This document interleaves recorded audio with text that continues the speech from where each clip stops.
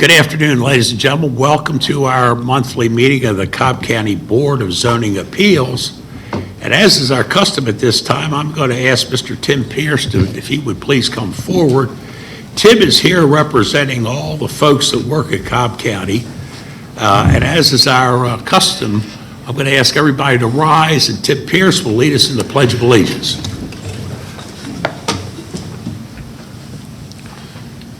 I pledge allegiance to the flag of the United States of America and to the republic for which it stands, one nation, under God, indivisible, with liberty and justice for all.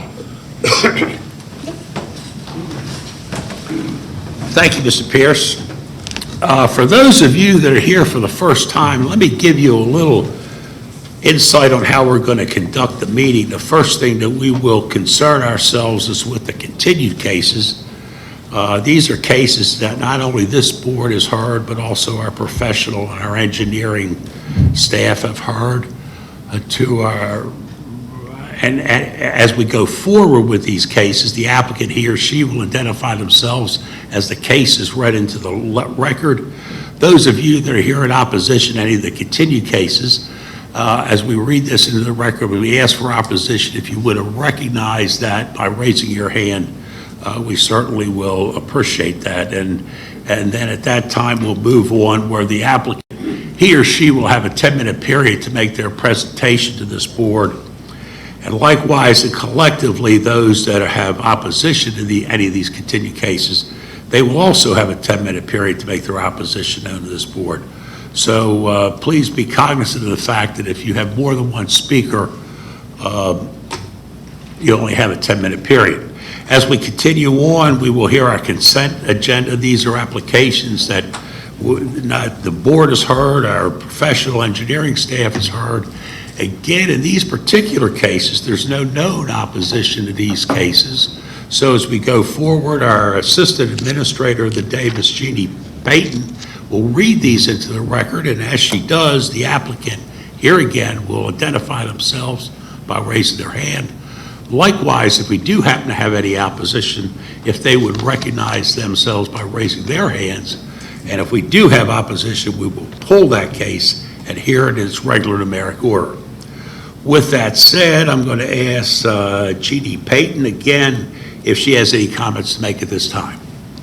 Thank you, Mr. Chairman. There are two cases on today's printed agenda which have been continued and will not be heard today. The first case is variance 122, Jim Noble. This case was continued by staff until the November 12th, 2020 Board of Zoning Appeals hearing, so V122 will not be heard today. Additionally, variance case V131, Larry Jameson. This case is continued by staff until November 12th, 2020, Board of Zoning Appeals hearing, so V131 will not be heard today. The last announcement I have before we start the consent agenda is that I would like to ask everyone in today's audience with a cell phone to please put your volume on mute. The ringing does interfere with the broadcast and presentations. And with that, we are ready for the start of the consent agenda. Let's go, jump right in there, young lady. Thank you. V126, Michael Barnes, Robert M. Barnes, and Jerry F. Barnes requesting a variance to reduce the setbacks for an accessory structure over 650 square feet, proposed to be 2,178 square foot garage, from the required 100 feet to 90 feet adjacent to the front property line and to 12 feet adjacent to the southwestern property line. And two, allow an accessory structure, the proposed 2,178-foot garage, to be located to the side of the principal structure on land lot 332 of the 20th District, located on the east side of Old Trace Road.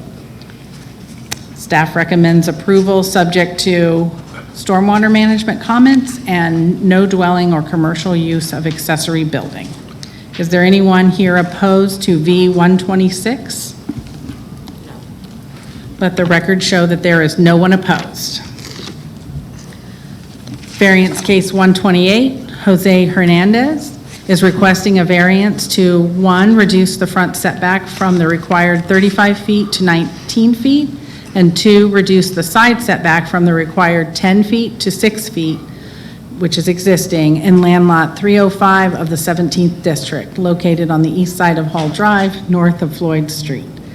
Staff recommends approval, subject to 1, the development inspection comments, and 2, stormwater management comments. Is there anyone here opposed to V128? No.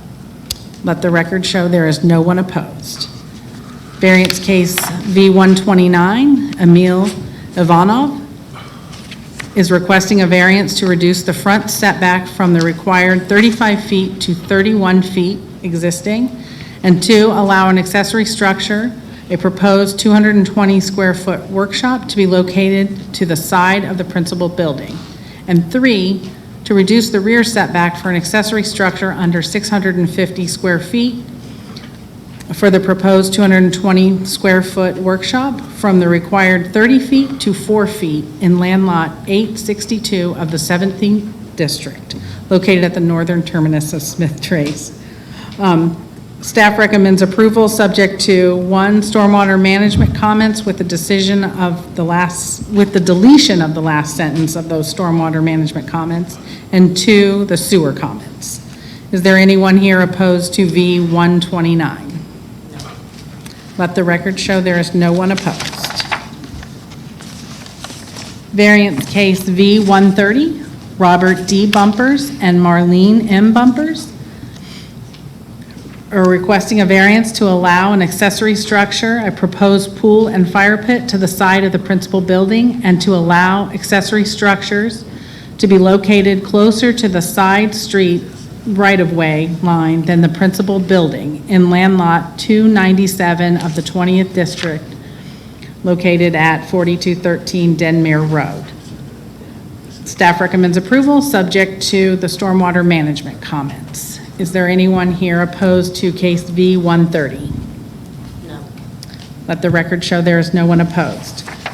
Variance case V132, CWS Realty Smyrna LLC is requesting a variance to allow a freestanding sign to be less than the required 62 feet of the center line of an arterial road right-of-way, 52.5 feet, in land lot 819 of the 17th District at 1975 Cumberland Parkway. Staff recommends approval, subject to the following conditions.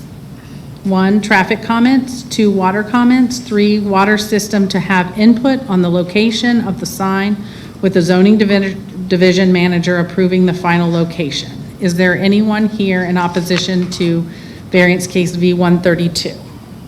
No. Let the record show there is no one here in opposition. Variance case V133, Karen Wilson is requesting a variance to increase the maximum allowable wall signage from 49 square feet to 110 square feet in land lot 885 of the 17th District, located at 2735 Paces Ferry Road. Staff recommends approval, subject to that the variance is approved to a maximum wall signage of 80 square feet. Is there anyone here opposed to case V133? No. Let the record show there is no one opposed. Variance case V135, Julian P. Harris is requesting a variance to reduce the side setback from the required 10 feet to 9 feet adjacent to the eastern property line, and 2, reduce the side setback from the required 10 feet to 6 feet adjacent to the western property line in land lot 195 of the 16th District, located at 4183 Brandon Ridge. Staff recommends approval, subject to 1, development and inspection comments, 2, stormwater management comments, and 3, to revise number 2 to 5, request number 2 in the application to 5 feet. Is there anyone here opposed to variance case V135? No. Let the record show there is no one opposed. Variance case V137, the Miller Clapperton Partnership Incorporated is requesting a variance to increase the maximum allowable wall signage from 49 square feet to 128.79 square feet in land lots 786 and 787 of the 18th District, located at 8050 Troon Circle. Staff recommends approval. Is there anyone here opposed to variance case V137? Let the record show there is no one opposed. Variance case V-138, Bonnie Phillips Powell is requesting a variance to allow an accessory structure, an existing approximately 288 square foot shed to the side of the principal building, and two, to reduce the rear setback for an accessory structure under 650 square feet for the existing structure from the required 30 feet to 22 feet, and three, to reduce the rear setback from the required 30 feet to 16 feet in land lot 933 of the 17th District located at 631 Fox Circle. Staff recommends approval, subject to stormwater management comments. Is there anyone here opposed to V-138? No. Let the record show that there is no one opposed. Variance case V-139, Betty M. Pettit is requesting a variance to reduce the side setback for an accessory structure under 650 square feet. An existing structure that's approximately 420 square foot, bar number 2, from required 12 feet to 7 feet. And two, allow an accessory structure, existing bar number 1, to be to the side of the principal building. And three, to allow parking and/or maneuvering on a non-hardened and treated surface, an existing gravel drive in land lot 177 and 178 of the 16th District, located at 4460 Wesley Chapel Road. Staff recommends approval, subject to the traffic comments. Is there anyone here opposed to V-139? No. Let the record show there is no opposition. Variance case V-140, Clint Culp, is requesting a variance to reduce the rear setback from the required 35 feet to 13 feet in land lot 811 of the 16th District, located at 1780 Rugby Road. Staff recommends approval, subject to the traffic comments. Is there anyone here opposed to variance case V-140? No. Let the record show there is no one opposed. Variance case V-141, James Bird is requesting a variance to reduce the required setbacks for an accessory structure over 650 square feet, a proposed 1,500 square foot garage from 100 feet to 20 feet adjacent to the southern property line, and to 80 feet adjacent to the northern property line in land lot 509 of the 19th District, located at 2370 Sassafras Lane. Staff recommends approval, subject to stormwater management comments and to sewer comments. Is there anyone here opposed to V-141? No. Let the record show there is no one opposed. Variance case V-142, Randall Itkin, is requesting a variance to reduce the rear setback from the required 30 feet to 19 feet in land lot 615 of the 16th District, located at 4000 Regency Lake Trail. Staff recommends approval, subject to stormwater management comments and sewer comments. Is there anyone here opposed to V-142? No. Let the record show there is no one opposed. Variance case V-143, Custom Pool Crafters. It's requesting a variance to increase the maximum allowable impervious surface from 35% to 37.33% in land lot 1032 of the 16th District, located at 2583 Weddington Ridge. Staff recommends approval, subject to 1, stormwater management comments, 2, that the maximum impervious coverage is 40%, and 3, that the pool decking is to be pavers or some semi-pervious material with stormwater management approving the final plan. Is there anyone here opposed to V-143? No. Let the record show there is no one opposed. V-144, Jeffrey Kovacic and Andrea Kovacic, requesting a variance to increase the maximum allowable impervious coverage from 35% to 45.2% in land lots 254 of the 20th District, located at 910 Tarpley Road. Staff recommends approval, subject to 1, that the total coverage not exceed 45%, and 2, that stormwater mitigation must be provided by the applicant and approved by the Stormwater Management Division of Cobb County Water System through the use of dry wells to mitigate runoff such that Stormwater Management Division of Cobb County Water System concludes that the compensating mitigation reduces effective runoff to 39% of the lot area. Do we have anyone opposed to V-144? No. Let the record show that there is no one opposed. Variance case V-146, Keith Carter, is requesting a variance to, 1, reduce the rear setback for an accessory structure under 650 square feet, a proposed approximately 452 square foot above-ground pool, from the required 30 feet to 9 feet, and to, 2, allow an accessory structure, the proposed above-ground pool, to be located closer to the side street right-of-way line than the principal building in land lot 127 of the 16th District, located at 1623 Barrier Road. Staff recommends approval. Is there anyone here opposed to V-146? No. Let the record show there is no one opposed. Variance case V-147, Jonathan O'Connor and Susan O'Connor are requesting a variance to, 1, reduce the side setback for an accessory structure under 144 square feet, an existing 80 square foot shed, from the required 5 feet to 3 feet adjacent to the eastern property line, and 2, allow an accessory structure, a proposed pool, to the side of the principal building in land lot 1037 of the 16th District, located at 3401 Robinson Road. Staff recommends approval subject to stormwater comments. Is there anyone here opposed to V-147? No. Let the record show that there is no one opposed. Variance case V-148, Air Lessons, is requesting a variance to reduce the required 50-foot landscaping screening buffer adjacent to residentially zoned properties to 5 feet in land lots 85 and 86 of the 16th District, located at 1091 Lake Drive. Staff recommends approval subject to, 1, county landscape architect to approve the reduced landscape buffer, and 2, a letter from Mr. Kevin Moore dated October 13th, 2020. Is there anyone here opposed to case V-148? Yes.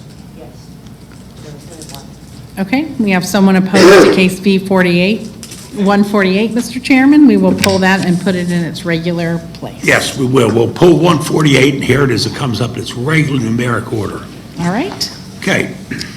And our final case, V-149, GS Portfolio Holdings, 2017 LLC, is requesting a variance to allow wall signs to exceed 1,639.98 square feet approved under V-45 of 2020 to 1,939.98 square feet for one additional sign in land lots 912, 913, 948, and 949 of the 17th District, located at 2860 Cumberland Boulevard. Staff recommends approval. Is there anyone here opposed to V-149? Let the record show there is no one opposed. And with that, Mr. Chairman, we are ready. Sorry, I am the wrong place. That completes the consent agenda. Very good, Ms. Payton, very good. All right, ladies and gentlemen, members of the board, it's back to us for discussion with the exception of 148, which we will hear as it comes up in its regular order. I'll entertain any discussions, talks, comments about any of the things on the consent agenda. Galt, do you have anything? Anybody? All right, not hearing anything, I'll entertain a motion then. Make a motion that we approve the consent agenda as presented. I've got a motion, I've got a second. No other comments? Call for the vote. All in favor signify by raising your hands. All right, Madam Secretary, we're going to approve the consent agenda with a 5-0 vote. With that said, those of you that are here inside the building and you've been on the consent agenda, and your application has been approved, your business is complete with us for today. You're welcome to stay or you're welcome to leave. Now, at this time, we're going to take approximately a 5-minute break, how we can notify all the folks that are here and outside and around the building because of COVID. We're going to notify the folks what's taking place, and we may have some new folks to be coming in to the building. So with that said, Cornelius, we'll go on a bumper break. How's that? Thank you. Da, da, da.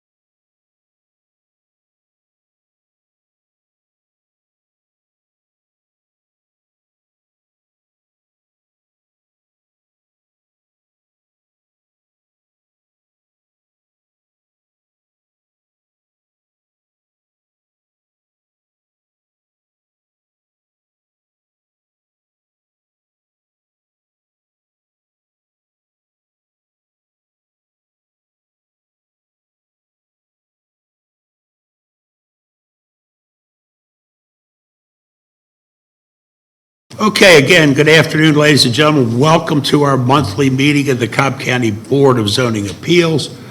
We have taken what's referred to here as a COVID break because we had to notify all the people in the surrounding area if they were needed in the building or if we would allow them to go home. And we've completed that task, and now it's back to this board. My understanding is that Ms. Williams has a comment. I would like to, with permission of the board, I'd like to add back to the consent agenda 148, V148, All right. as presented. I've got a motion, I need a second on Does that. Jeannie need to read that back into the record Second. before we do that? No, All right, I've got a motion, I've got a second. Ms. Patton, if you would, read it back into the record for clarification. Variance case V148, Air Lessons is requesting a variance to reduce the required 50-foot landscape screening buffer adjacent to residentially zoned properties to 5 feet in land lots 85 and 86 of the 16th District, located at 1091 Lake Drive. Staff recommends approval, subject to county landscape architect to approve the reduced landscape buffer, and a letter from Mr. Kevin Moore dated October 13th, 2020. Is there anyone in opposition? No. Let the record show there is no one opposed. thank you, Jean. Okay, now, we've made the motion to put it back on. Do we need to go ahead and vote on it again, or is it just back on the consent agenda, so we don't need another vote? No vote? You do need a vote? I made a motion, need a second. So, Now we just got to vote. okay, all those in favor signify by raising your hands. Okay, it's a 5-0 vote to put it back on the consent agenda, and V148 is back, and it's approved, and it's done. Okay, Jeannie, where am I? We are at the held and continued cases to be heard, variance case V109. 109, let's all turn to 109. Okay, ma'am, go ahead. V109, Sebastian S. Lopez is requesting a variance to reduce the setbacks for an accessory structure over 650 square feet for an existing approximately 950 square foot building from the required 100 feet to 1 foot adjacent to the northeastern property line, 3 feet adjacent to the southeastern property line, and 40 feet adjacent to the southwestern property line in land lots 351 of the 17th District, located at 1689 Miller Avenue. Is the applicant here? Oh, is the applicant present? The applicant for that particular case, if you please come forward. The applicant, is there anybody here representing case 109? Here we go. Any opposition? Is there any opposition present for V109? There is not. The applicant will be sworn in at this time. Okay, at this time, we will swear the applicant in. Can I address more? He doesn't speak English. Let me ask this question. Do you have an interpreter here? Did he bring an interpreter? Someone here can talk to you? Is there anybody here in the audience that would like to act as an interpreter to help this gentleman out? You want to help him? Okay, here we come. We have a volunteer. We greatly appreciate that.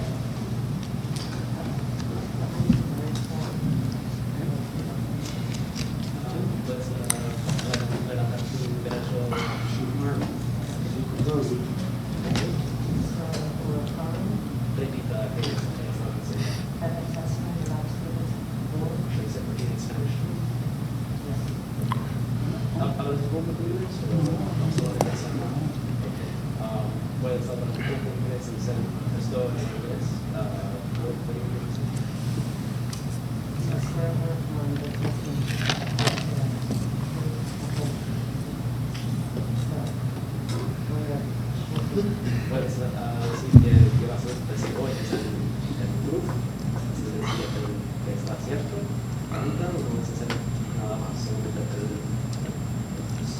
ciertamente que está cierto. Sería así.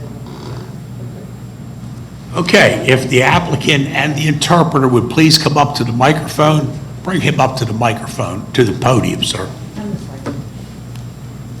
Put your hand down. You don't need, you put your hand down. Right over there. Over Right there. here. Mr. Interpreter, you just get right in there and help him out. Get him up the step, get him up to the microphone. There you go. Mr. Interpreter, come right over to the microphone and ask him to step up next to you. ¿Puedes estar aquí? Very good. Okay, now you don't have to, How you doing? We need the name of, That's our student from Kennesaw College that's up here observing. oh, he's in a, okay, a observer. Well, we certainly appreciate your help. If you would explain, let's do it like this. If you would explain to the applicant, tell him first of all, he can put his hand down. Puedes poner tu mano abajo. Hey, what we'd like him to do is to tell us what he's asking for with this application. ¿Qué estás preguntando con esta aplicación? Alguien me denunció que yo estaba rentando en el garage, que tenía mucha gente, muchos carros en mi garage, y me llevó un papel a la puerta de mi casa y que no rentara a nadie. Pues, los poquitos que había los eché afuera y no tengo a nadie en el garage. Pueden ir a ver. Okay, so he's saying that there are cars and there's cars and people in his garage, and that there's no hay carros afuera de tu casa. Sí, afuera de mi casa sí tengo los Okay, so carros. there are cars, but they're assuming that there are people living in his basement. Son asumiendo que hay personas viviendo en tu basement. Sí. Yeah, exactly. People are assuming that people are living in his basement. All right, now speak a little more. I got to get you a little louder on the microphone. Some of us are old and hard to hear, so say that again. He got a request on his property where he had to show up today because they are accusing him of having people in his basement. His garage. My apologies. Ms. Williams represents the district, so her and I will kind of lead this together. Will you tell us, does he know who these people are, and do they have his permission to be in his garage? ¿Tú sabes quién son estas personas en tu garaje? Do you know who these people are in your No, me dan tarjeta, así una aplicación. Vas a ver qué clase de gente está en mi casa. ¿Sí me entiendes? Si tienes una aplicación? Sí, me dan una copia de identificación para conocer los que estén en mi casa. Okay, so he's saying that there was an application for them to know to be there. So there was an application to be in the garage. Does that answer the question? Do you need to? Let me explain it a little bit to you, since you're observing too. No problem. He applied for a variance because a work order was put on him. He was building a garage without a permit. And apparently he converted the garage, or someone did, converted the garage into 3 rooms and people were living in the garage. It hasn't been inspected, and you can't do that. He's built it too close to the property line. Those are the problems he Should I relay that to him? I think I don't know where he Okay. understands it. I've tried to communicate and I've had a little problem. So ask him if there's anyone living in that accessory structure, in that garage. Solamente necesito una answer, te voy a tener una pregunta para ti. Necesito un simple contestación. Do you have people living in your garage? ¿Tú tienes personas viviendo en tu garaje? No, por ahorita no. He's saying no. No. No. Has he ever had anybody living in it? ¿Tenías nunca personas viviendo en tu garaje? En un tiempo tenías personas viviendo. He says yo yes. vivo de mi renta, de mi casita. Yo no tengo trabajo. Yo tengo rato que no tengo trabajo. Tengo las costas quebradas. Tengo este hombro zafado. I don't know. Perdón, es un poco difícil para tu understand. Y yo vivo junto fierro para vivir. Diles a ellos que este es mi trabajo, que yo puedo hacer porque no puedo trabajar. Okay, so he's showing me a bill and he's saying that he doesn't have work to pay for this bill. He doesn't have money to pay. Nada de lo que gano yo. He has nothing. He has no money. He has no money, is what he's saying. Nada. I don't either, so. Yo vivo de la renta de mi casa. Solamente estoy diciendo que tú estás diciendo eso. Perdón. Okay, I think I maybe have a solution here. I'll just see what the fellow board members Judy, might come up with. This has been confusing for 60 days. I think that since we're having a problem here, I think one of the ways that we could resolve it without him having to tear down the whole structure is that it be for a garage only and that no water be allowed in the structure and it be converted for storage only. So I could do it that way, but I'd like comments from the other board members. And no living, I would want to make sure that we put in the record that there's no living in the structure. And let me just clarify, that's our normal procedure. We only have single-family residents in a That's right. single-family house. A garage is to store vehicles and equipment, not for no living. And it's typical of this board that when we do approve anything, we always put no business to be conducted out of that property and no living to be conducted out of that property. That's So, right. And he would have to get a building permit Sí, está bien. also to bring it up to code. to bring the garage up to code.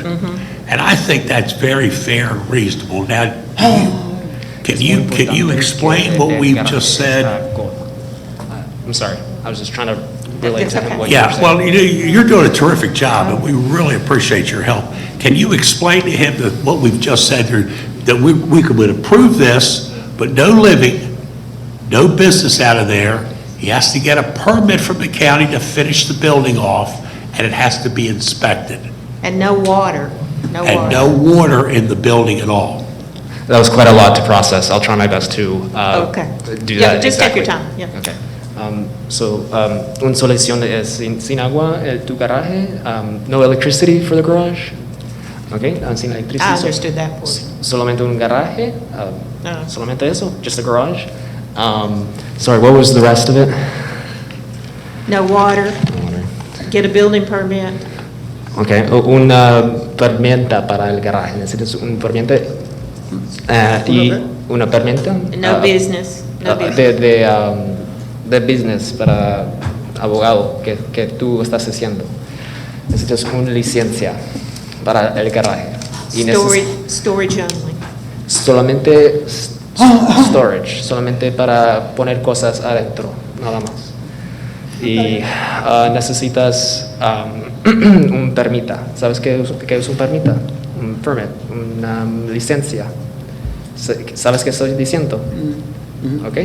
Esto es una solución. ¿Dónde lo voy a agarrar? Para la garage. Para el garage, sí. ¿A dónde la agarro la tarjeta? He's wondering where he can get the license or the card. Okay. We will have someone from staff to talk to you so you can relate to him. He'll have to get a building permit. I'm here all How he day. does that, but let's get this portion out of the way. So I'm going to make the motion then, while we have the interpreter, make the motion that we approve it, subject to storage building only, no business, no living, no water, and to obtain all building permits Okay. as required. Motion second. No. And staff comments, and staff comments. What's a staff comment? Staff comments would be like they're written in the book, and we'll give them a copy of that page. Okay. No puedes obtener Got a motion, do I have a unos, second on that motion? Second. licencias como Second, good. dinero en el garaje. No puedes hacer con personas ahí, no puedes hacer businesses. Como That's the comment. cuando tú trabajas en un lugar, no puedes hacer trabajo en tu garaje. Eso también. Todo esto son... Lo voy a tumbar mejor, pues entonces, ¿para qué lo quiero? ¿Perdón? Lo voy a tumbar, digo, ¿para qué lo quiero? Eso está bien. Todo lo que... Es el mejor. Everything's listed there. Todo lo que necesitas hacer... Yo no tengo carros para Ok. meter carros. No tienes carros. Tengo mi Eso, troca nomás. eso está bien. Esto es para ti. Estos son staff comments, son comentarios de las personas que trabajan de aquí, o son observaciones. Y tú tienes todo lo que ellos están diciendo a ti, los requirements de la garaje. ¿Entiendes qué estoy diciendo a ti? Okay. He understands the requirements of the garage. Very All right, good. thank you. And now we're going to vote, I guess. I've got a motion to have a second. All in favor signify by voting, raising your hand. Thank you, Okay, thank you. 5, we're going to He's approve. approved it too. All right, Yay. let's come back together, guys. So 5 to that's been 0. approved, and thank you so much, and we're so glad. We met him the other day at the work session, or he might have already left before you got here. Okay, yeah. He came into Would you observe. identify yourself again for the public? My apologies. My name is Miguel Garcia. I'm a Kennesaw State University student doing a report on this hearing. Yay. Very good. Well, thank so you, much. thank you very You can much. tell him to put his hand down again. Puedes poner tu mano abajo. All right, thank you so much. Thank you. Thank you. Gracias. Thank you. There you go. Yeah, that's it. The nominee Patras, yes, sir. All right, Jeannie, go to my next one. Mr. Chairman, thank you. The case is variance case V111, anchor sign, requesting a variance to increase the maximum allowable area for wall signs from 49 square feet to 179.13 square feet in land lots 37 and 40 of the 20th District, located at 4486 Cobb Parkway. Is the applicant present? Yes. Is there any opposition to case V111? Can the applicant please come forward to be sworn in?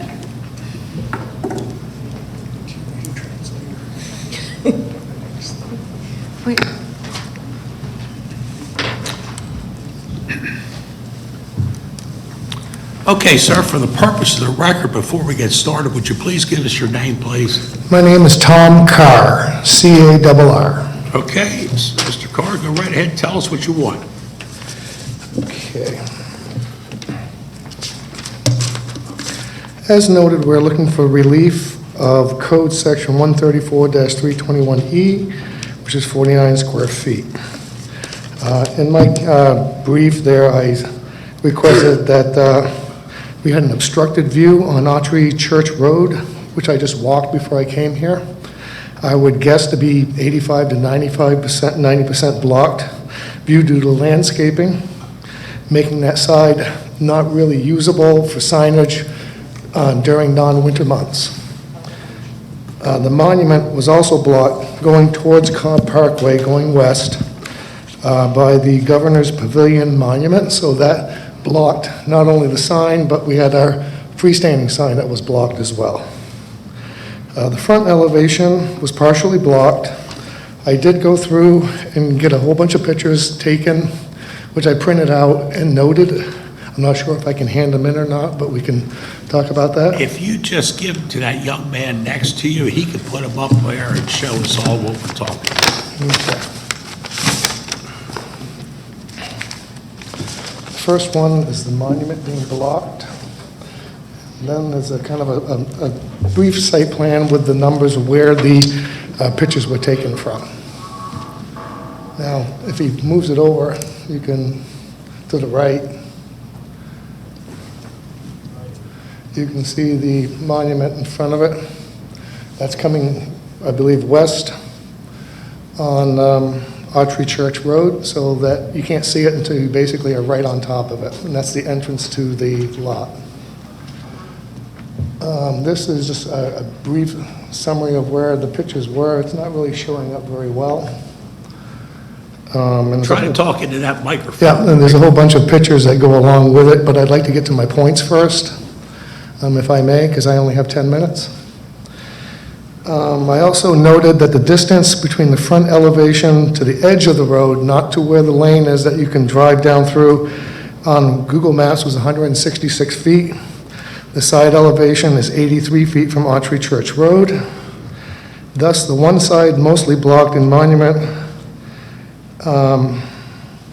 render it kind of not as effective as it normally would be, except for winter months when the leaves have all left the trees. The front elevation was partially blocked, and with a distance of 166 feet back from the road, probably going into the road about 60 yards, also reduces the size of the visuality of the sign. We are competing against businesses that have, it's a 2-to-1 ratio for square footage. So somebody would, just not trying to be demeaning or anything, but Joe's Pizza has a 25-foot storefront. They get the same amount of signage as we do. And we have a lot that's over 100 linear feet on each elevation, and a lease space of 14,000 square feet in excess of that amount.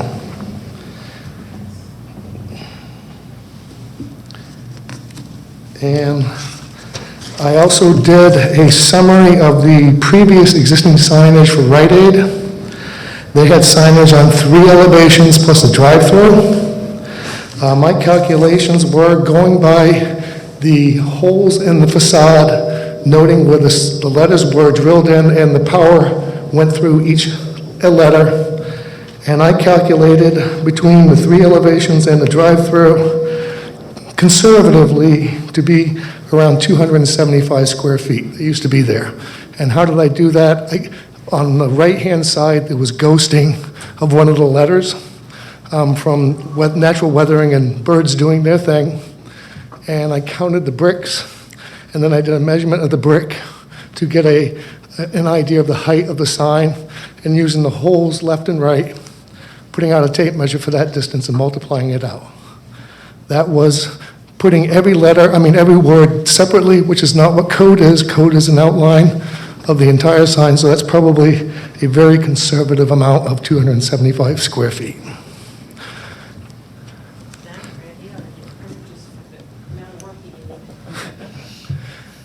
You haven't heard the whole story yet. Are you through? Yes.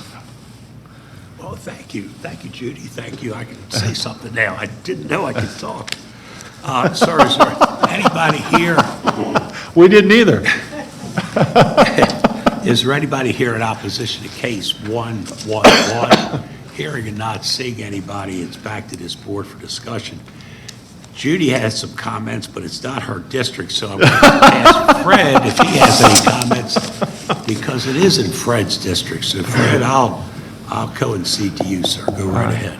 Certainly. Thank you very much, Mr. Chairman. And first, I want to note for the record that I'm only leaving my mask on because we have this immense TV viewership, and the requests have poured in by email that I do so. But thank you so much for driving all the way here from Charleston, South Carolina today to present this to us, and for spending your morning counting bricks on this site. Can you please, for our benefit, be specific as to what signage is going to be removed? Are all the existing Dollar Tree signs going to be removed? Yes, currently there are 2 signs, one on the Autry Road and Cobb. They both are 18-inch letters, totaling between the 2 less than 49 square feet. And we will replace both signs with a set of stacked 30-inch letters on each, just 2 of the 3 elevations. I also noted that there was a couple of, honestly, a couple of directional signs that have been blacked out that were missed, and those will be removed when we do the installation. Okay, so can you just go back through the signs that you showed us and tell us which ones are going to be removed as part of your plan?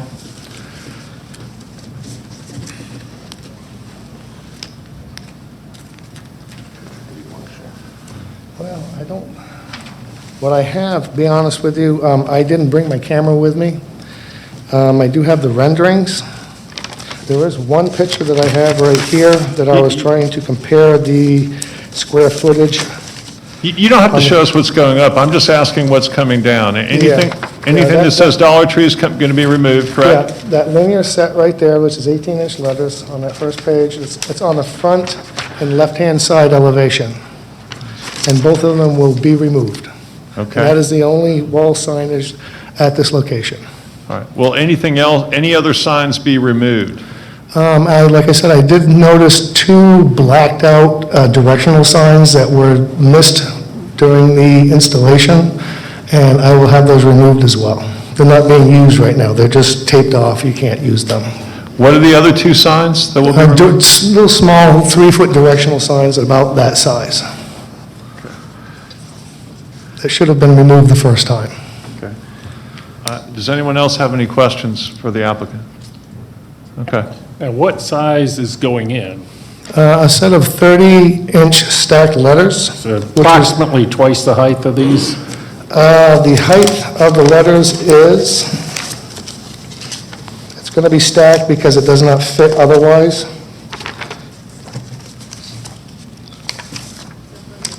Well, If you want to I show, just this is wanted on a the visual. front I thought he'd have a elevation,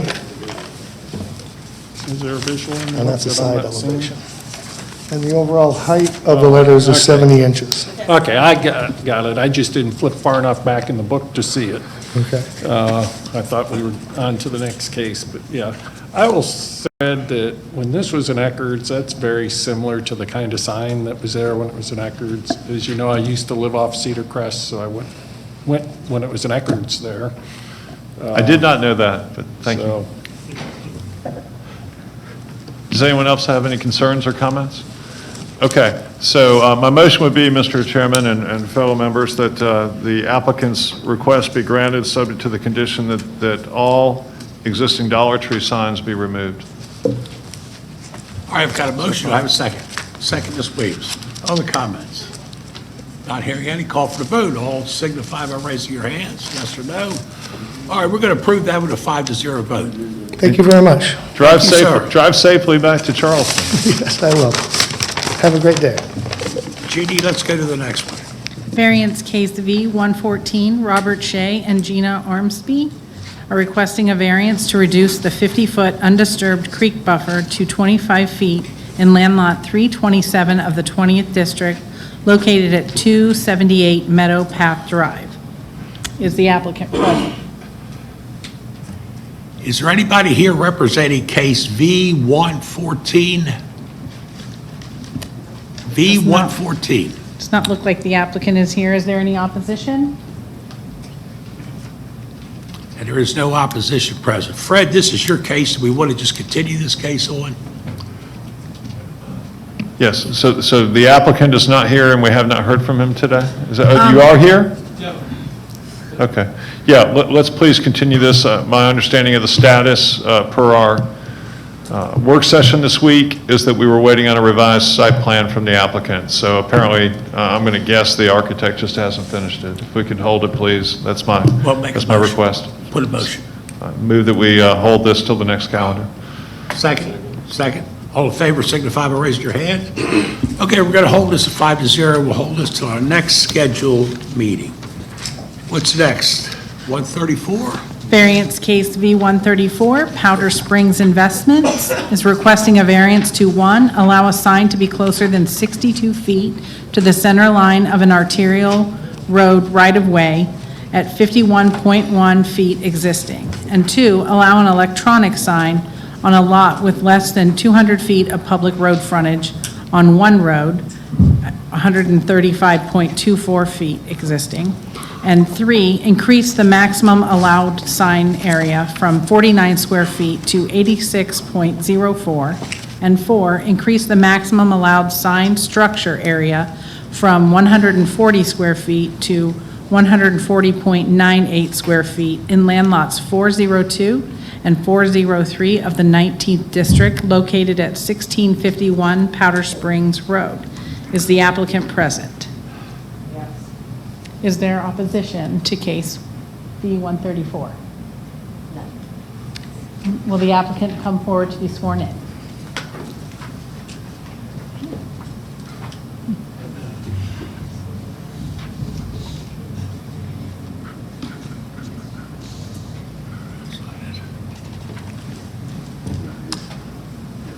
All right, sir, for the purpose of the record, before we get started, please give us your name.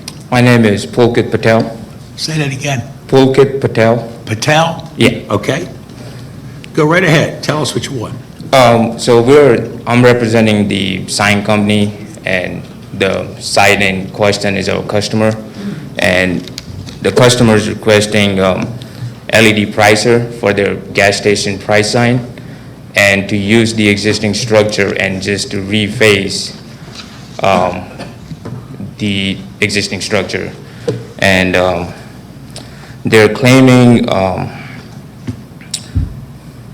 disadvantage in advertising consumer offerings.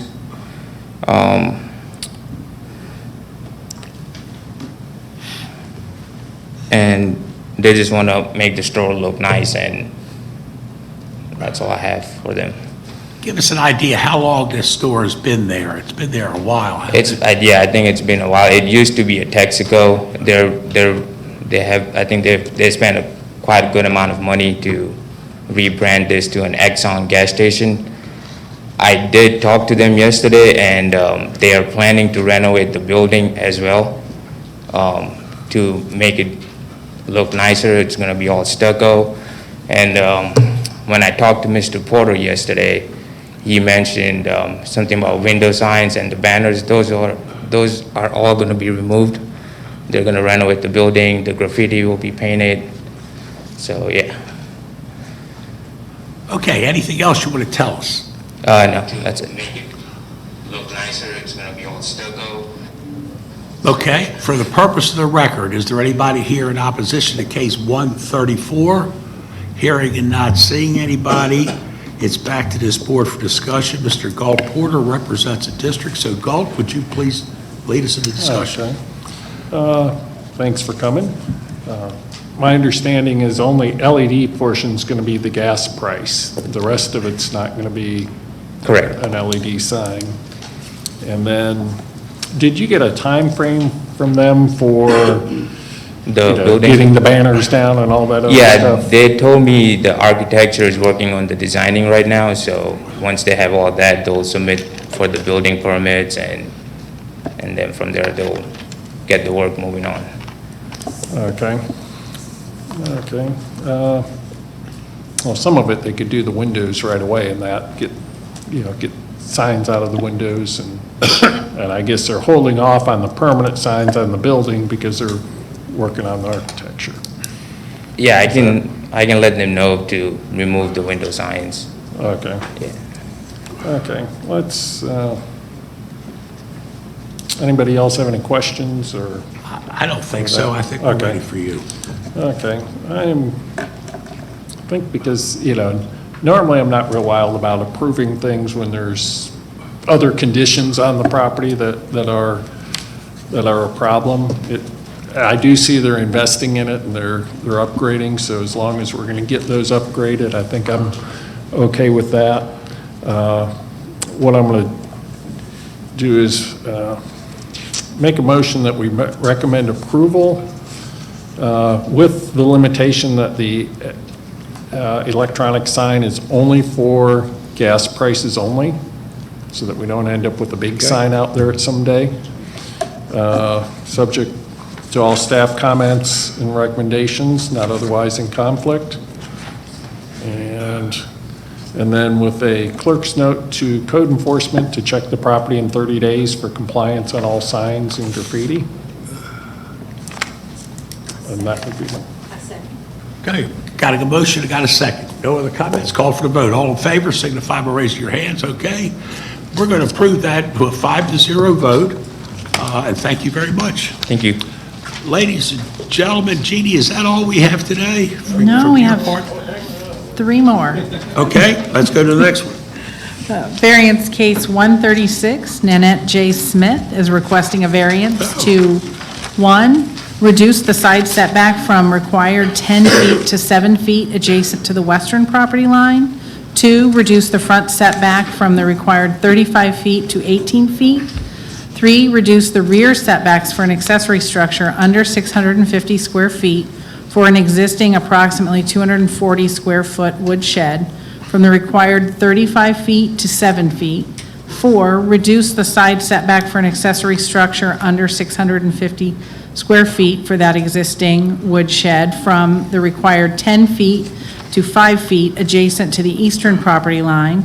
5, reduce the rear setback for an accessory structure under 650 square feet for the existing shed for an approximately 208 square foot metal shed from the required 35 feet to 15 feet. And 6, reduce the side setback for an accessory structure under 650 square feet for the existing metal shed from the required 10 feet to 5 feet adjacent to the western property line and land lot 203 of the 17th District located at 16 LaRose Drive. Is the applicant present? Is there any opposition opposed to case V 136? The applicant is being sworn in.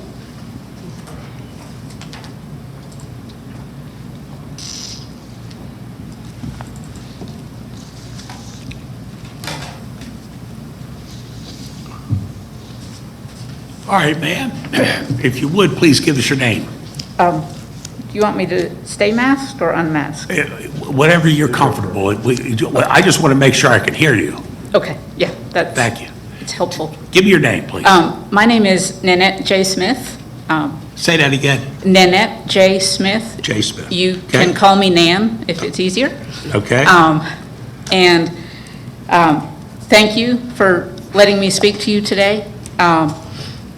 I bought my home on LaRose Drive almost on my 32nd birthday, some 18 years ago. And when I was looking at homes, I'm giving you this kind of as my backstory so you understand kind of why I'm asking for things.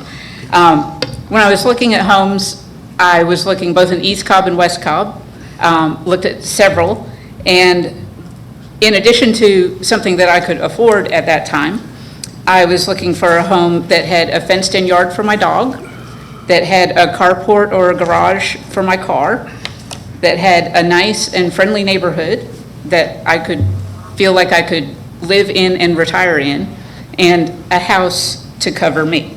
And so this house did all that. And over the past 18 years, I've removed trees, I've planted flower beds, and I've done other things to improve the home. Because to me, it's more than just a house, it's a home. Unfortunately, the house is still the same size it was when I bought it. It's still, I've pretty much since I moved in wanted a bigger kitchen, and I've wanted a laundry room inside the house. In order to do some of those significant upgrades, I would need to add to the house. And given the topography, the house, there is no basement, there's only a crawl space. So there's no storage beneath the house either, and no way to kind of expand to put a laundry room there instead. So that's not it. So I'm hoping to enclose the carport and make a laundry room there, and additionally kind of pop out a wall and make a pantry in what is the carport now, and have some additional storage and have HVAC run throughout that area. So it's, you know, hypothetically going to be more of a living space. But then that takes out one of the 4 criteria for a house where I wanted a carport or a car for my vehicle. So I would like to add a 2-car garage on the front of the home. And so part of getting older too is realizing that safety is important. My car has been broken into in my carport. So I would prefer to have a garage. I would really want to have a garage. I mean, from the beginning I wanted a garage, but I settled with a carport. But I want a garage so that not only my car is protected from the weather and the environment, but also protected on a safety basis, and that I'm also protected safely, that I can drive my car in, put the garage door down, and be safe. That's a safety concern of mine. When I bought the house, I was alone. It was just me. But after some years, my boyfriend moved in and has lived with me since. So the single drive and the single carport no longer really function and have led to more of a challenge about, you know, moving cars, you know, backing one out in order to move one again. And so that's another purpose of the 2-car garage, that we be parked next to each other. I don't intend to transform my house into like a monster house, or one that you can, when you look at it from the road, you say, oh my God, this is such an obvious addition, and it was done in such a sloppy manner, and she was just trying to save money. She didn't really put any thought into it. I am thinking about it, and I don't want it to be a distraction or have other people upset about it. I also realize that a lot of people close in their carports or garages and then park their vehicles in their driveways. But after enclosing my carport and making the upgrades that I hope for my living space, I just want to add walls, doors, and ceilings around our vehicles that are going to be parked in basically the same place my neighbors' cars are parked outside. Additionally, to maintain the visual continuity of the street, I plan to either reuse the bricks that we would take off the house to close in the carport, or obtain bricks that are the same or similar style and coloring, so that, again, so that it doesn't look like it's an addition, so that it will look like, you know, the whole house was kind of built with the same mind. I'm also, along those lines, hoping to have a skirt roof over the garage addition instead of like a gable roof with vinyl siding or any of that, that it will still maintain the style of the area. It'll just have a garage in front now. And I agree that having a jutted out garage, you know, kind of a big thing, might look aesthetically odd.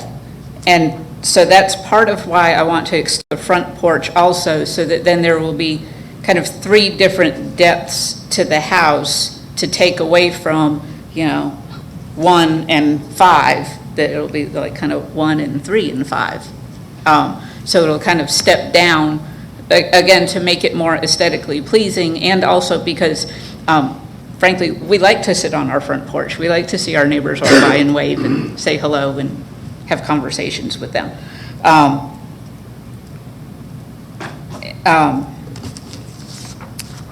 And so when we had an architect come out and we were going over this, he's the one that suggested that we get in contact with the county to get a variance, because the current carport that my car fits in is about 19 and a half feet deep. So I'd need at least that amount of space from the current exterior wall out so that my car would fit in front of what is now our dining room window. Can you show number 3?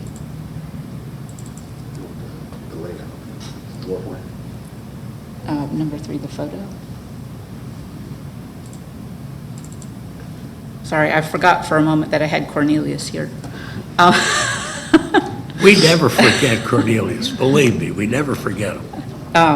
Go right ahead, ma'am. And so basically, this is what the vehicles would look like parked, you know, but with a garage over them. So we would need about 22 feet from the exterior wall to come out. So that would be, you know, the variance would meet up with that.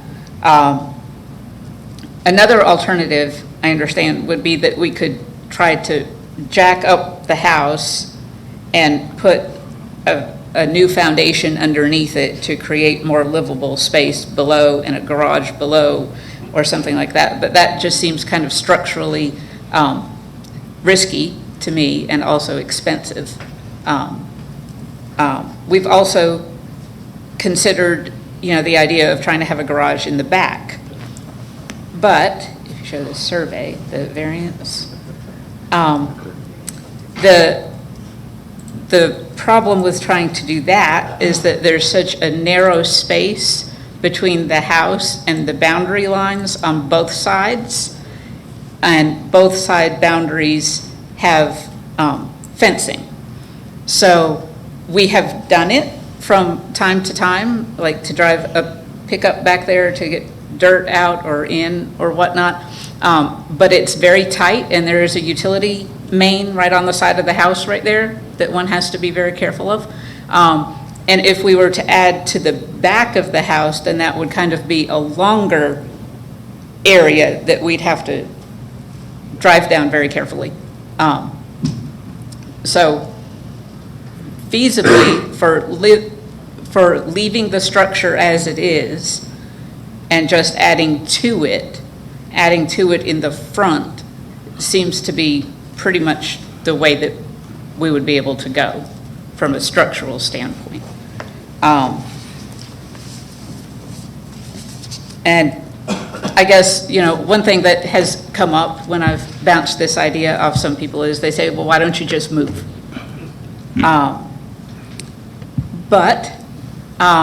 And I know that some people do that. I know some people become unhappy that they wanted a bigger kitchen, or they wanted more bedrooms, or they wanted whatever, and so they just, pack up and go.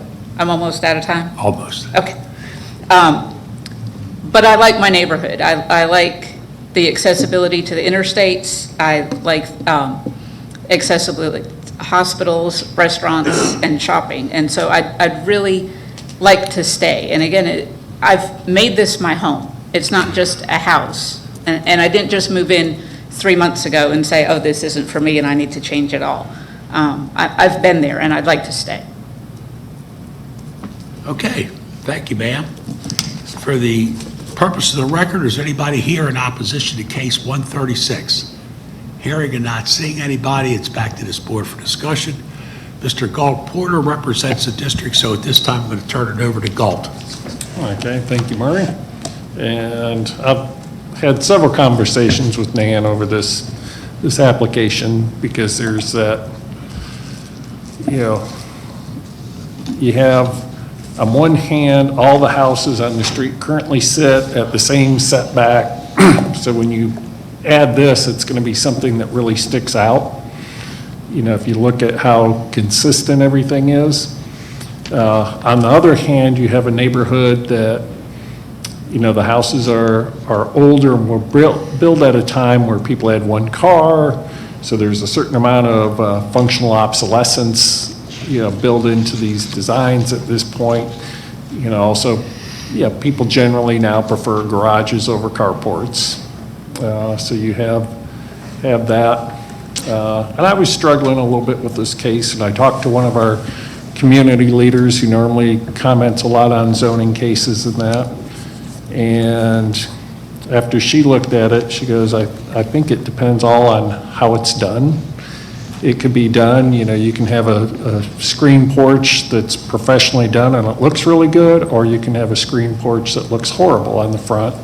Same thing, if you put on a garage with siding that doesn't in any way fit the rest of the house, it's going to look bad.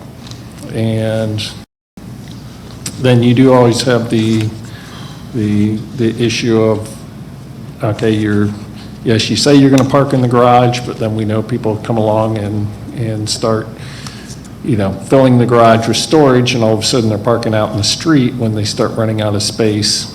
And you don't get that with just a driveway. So there's a back and forth analysis to it. And, so I think possibly with some good protections in place, this could be, something that could help start maybe even more of a revitalization of the neighborhood. It's already seeing some. And, people investing in it. But I think we have to be careful with it. So, a couple of things came to mind as I was doing, and that's a picture of what I think she may have in mind. That's sort of the direction. Again, something that will tie in to the house, so it will look like it, may have originally been there all along. Right. So, and I think I had the same thought. This could be good if it's done right, or it could be really bad if it's done wrong. So my thought was that and I spoke to Nan about architecture and that, and she said, well, it's a bit of a chicken and an egg. I don't want to go spend all that money with an architect if I don't know I'm going to be able to build it, which makes a lot of sense. Sure. And that would be a considerable amount of money to engineer it. But on our standpoint, we often like to know what it's going to look like. So I thought in terms that we could have approval of the architecture once it's done, that it could come back to me for approval, just to make sure that it matches up. That way we can tell her, yes, you can build it, go get the architecture, and let's make sure it's going to look good, you know, versus saying no to her because we don't know what it's going to look like. Are there any thoughts on that before I make a motion, or? No, I think that's an excellent idea, and I like it. And I just note, Dan, I share your concerns, and that notwithstanding our many fine engineering schools in the state, I've been in the same house for 24 years, and I note that it actually gets smaller, I think. And, you know, notwithstanding all these great engineering schools and all these great builders, to the best of my knowledge, nobody's been able to build a house that grows organically with my waistline. It just doesn't exist yet. So I appreciate the fact that needs change over time. Thank you. Okay. Are there any other comments before I? Well, the only comment I have is that approval, we've never done approval with a single district representative without an elected official making the final thing, so. We can have it come back It's a little bit in the here. air. If you want to put the county involved with Peterson or We could have it come back as other business. I just don't know if that means it's got to be advertised and letters sent and all of that kind of thing just for an elevation. So I was trying to avoid that expense. You know, I can circulate the plan to everybody else here for comment. I'm fine with it coming back to you. I mean, you've done everything short of written spec for some projects before. I don't know why. I mean, Brian's the attorney, I'm certainly not, but I don't know why you couldn't make it as part of a stipulation that you have the final approval. Okay, does that, Because this board doesn't answer to the Board of Commissioners, so I don't know why you couldn't. because we do it with Brian have to be district the one. commissioners all the time, but because they're not involved in this, Well, it's what's new your thoughts, territory. Brian? Just want everybody to realize, that's brand new territory to us. I think you said you've We've never done it done it before, before. Judy, I though. have done it before. Yeah, on the BZA, On the right? BZA. So it's not brand I've done new. it once on the BZA, but it's Brian. It's never that has been to done tell before. us. Okay, I guess let's let Brian. Since Brian is our attorney. Although this would be a unique situation, I think that keeping it before this body would be the appropriate avenue, whether it was for subsequent approval. Now, our other business matters or rezonings which go before the Board of Commissioners, those are different. Those are changes to the underlying zoning that runs with the land. And code provides for them the opportunity to have district commissioner approval of certain items. Now, I don't think here it doesn't specify that we cannot do that, but I think under the circumstances here, I think as long as it was stipulated and agreed to, then that could be something we could consider, this board could consider. Okay. I think the way to go then. Any comment, Brian? Yeah, just one quick question, Dan. Turn your mic on. Yep. Sorry about that. Yeah, I think I'm in full support here. I just had one small question about the driveway, because I don't see this in the rendering. You're going to widen that driveway, I guess, Yes, right? sir. That's- Yes. Okay. So, if you put the picture, the photo back up, number 3. It's just a simple yes or no. We don't need to get any Yeah, detail. Yes, we would make a double drive, so both cars would just drive straight up. Yep. Good answer. Any other comments? Back to you. Okay.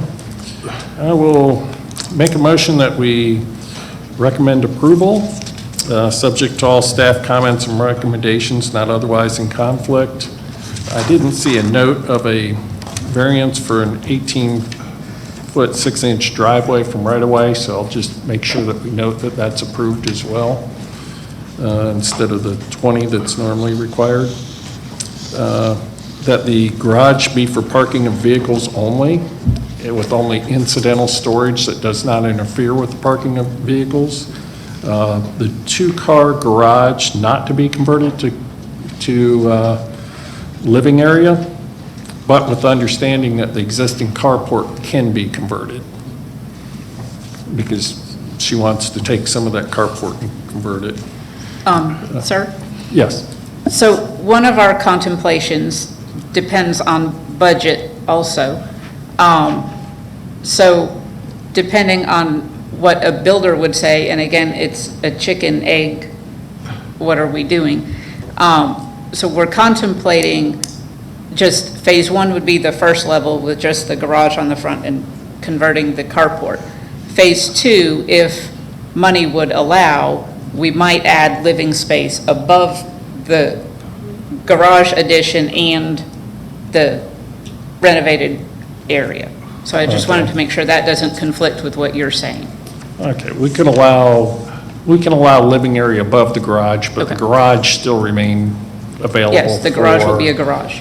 For vehicles, because we're taking up the driveway space where they'd normally park for this garage, so we don't want to Yes, sir. end up with cars outside and then cars out in the street. Yes, sir. Let's see. Exterior to be brick that's complementary to or matching the existing brick, which I know is something that's been mentioned, and then elevations to be approved by the District 4 Board of Zoning Appeals member, and that would be the motion. Got a motion, got a second? Any other comments? Call for the vote. 4-1. Hope it is 4-1. I'm opposed. I'm opposed because we're setting a different precedent, which was this board has never done before, and I think the county attorney has given a comment, but I would like to go back to the county attorney's office to get clarification in the future. Okay, 4-1. Next case, please. Variance case 145, Zachary J. Wright is requesting a variance to reduce the setbacks for an accessory structure over 650 square feet for an approximate 2,400 square foot garage from the required 100 feet to 11.5 feet adjacent to the southern property line and 17.5 feet adjacent to the western property line in land lot 177 of the 20th District, located at 2205 Kennesaw Due West Road. Is the applicant present? Representative? And is there any opposition to case V-145? Those in opposition, hold your hands up, how we can get a head count, please. 3. Let the record show that there are 3 people opposed to variance case V-145. Okay. Again, sir, for the purpose of the record, if you would, please give us your name. Thank you, Mr. Chairman. Board members, Adam Rosen here for your applicant Zachary Wright in this variance application, 2205 Kennesaw Due West Road. I've been told before not to relive everything. We've been before you a couple of times on similar requests to this, so I do want to catch us back up to how we got back to being before you again and with a different case number and a little bit of a different application. So I'll refresh our recollection a little bit. The property of 2205 Kennesaw Due West Road is outlined in red, which is on the screen for you now. This is a closer view of the property. Our site plan has been revised from the original V49 of earlier this year and resubmitted. Has not changed this time around after it was filed, but was revised from the prior case. What we were able to do is reduce the overall footprint of the proposed garage, which also in turn increases the rear setback and side setback, so reduces the overall variance request. The building length and size is reduced by 10 feet and is going to be reduced in height, so we're limiting the overall cubic footage of it as well as the length of it, and not only does that address some of the concerns about the overall size of the building, but also moving the building essentially further away from the property to our rear, which is to our west, the way that Kennesaw Due West runs. So that's shown to you on the site plan. I think this one's a little bit closer in for you so you can see those setback variances identified. In turn, we have a little bit of a different impervious surface, still well under the maximum required, which we've already addressed before a number of times. We talked about the topography before, but we weren't really looking at the numbers that are shown on the Cobb GIS topography map showing the difference in the overall topography of our site versus the neighbor that's behind us. And I pulled 2 of those numbers near the back of us, and then an 8-foot drop to the neighbor behind us. We've talked about before the 8-foot privacy fence that is behind our property, that is behind this proposed building. So you can see a little bit of that slope here. I think overall, by the time you get actually to the home at the property behind us, it's a good bit more than the 8-foot showing on that topography line. But just so you have a perspective of the difference there, because our concern before was what was the visual for our neighbor behind us to the rear, the Potters. And so we've shown that for you there. We looked at the visual from Kennesaw Due West Road, from our driveway looking out to Kennesaw Due West Road. I think we identified the limited visibility. You can see in the first one that shows the sign looking down the driveway, then looking back out, the limited visibility from anyone on Kennesaw Due West Road. Again, that was the Potters behind us, showing the overall area of the site and the way that it's built out. We've talked a lot about how Mr. Wright built a fence in the middle of the property, perpendicular to the rear property line, as a way to entirely envelope the structure, and so that's that one that connects to the existing garage. We've talked about one of the nearby neighbors and the view from our property to theirs, and talked about that in as terms of the distance from our building to their home and the distance from our building to another one of our adjoining neighbors, both of which you have heard from in this process and are here today. And this is another view looking the other direction. So the point has been to be able to realize what the property actually looks like there in context of the building request itself, and the landscaped and wooded area that it is, and where the building will sit. And the other important part of the topography was to show you that this is the location that the building has to be, because once you get further behind the existing home or further towards our neighbors in the city of Kennesaw, the site drops off, and so there's not a level area there to build. We went through a number of stipulations which we've resubmitted to you last week that dealt with noise and dealt with activity of Mr. Wright, and really ties him down on anything that he can do with his home as far as operations with the vehicle that he has worked on that we've had concerns about the noise related to. We've stipulated a number of items that address those concerns. And then we realized at the end of V49 that we still needed to be able to promise to you exactly what the building would look like. We had renderings or pictures representative of, but we went out in the interim and engaged Ola Design Group to actually show you some renderings of what the building will look like. And this does show you a smaller building than what was proposed before. And if you can see from the other pictures, it matches the character of the existing garage, which also matches the character of the existing home, which is the idea of the R20 ordinance that says the accessory structure of this size must match the existing character of the home. These are all the conditions, or at least some of them, that we've already talked about. I won't go through those again because we've stipulated those again for you in the letter that was submitted last week. The renderings were submitted, the colored renderings were submitted to you this week. So overall, reduced building size increases the setbacks. We've got the specific architecture that we did not have before. And if I can, I'm going to hand to Cornelius to pass down for the record. We have consent signature from Mr. Wolf, who was a consent signature from before.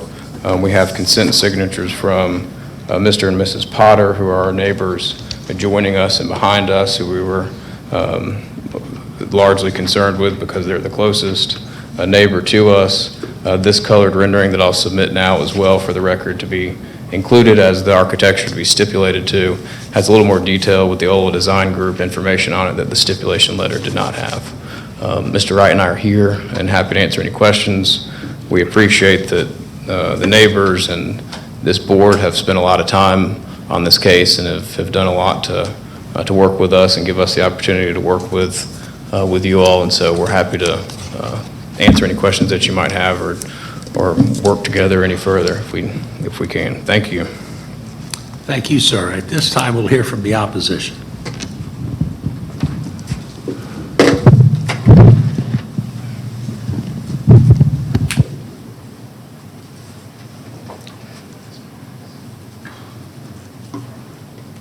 Those in opposition that want to give testimony need to come forward to be sworn in. Okay?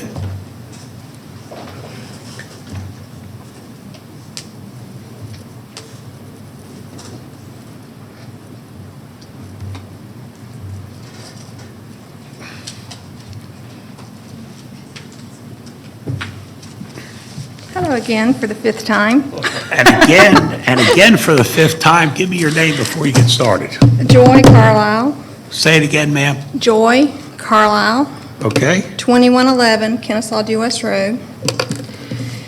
Okay.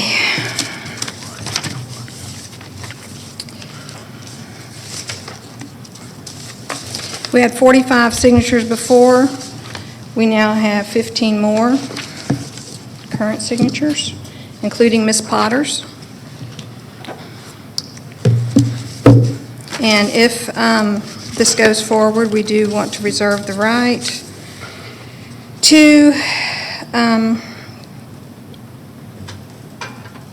constitutionally challenge and appeal the decision. If the variance is granted, we will retain a lawyer to assist us at that appointment and challenge it.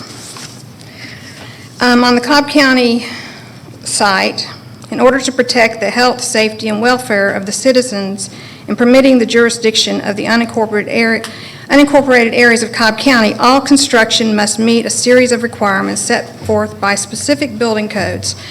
This includes new construction, additions to existing structures, and remodeling. Both residential and commercial construction must meet these codes.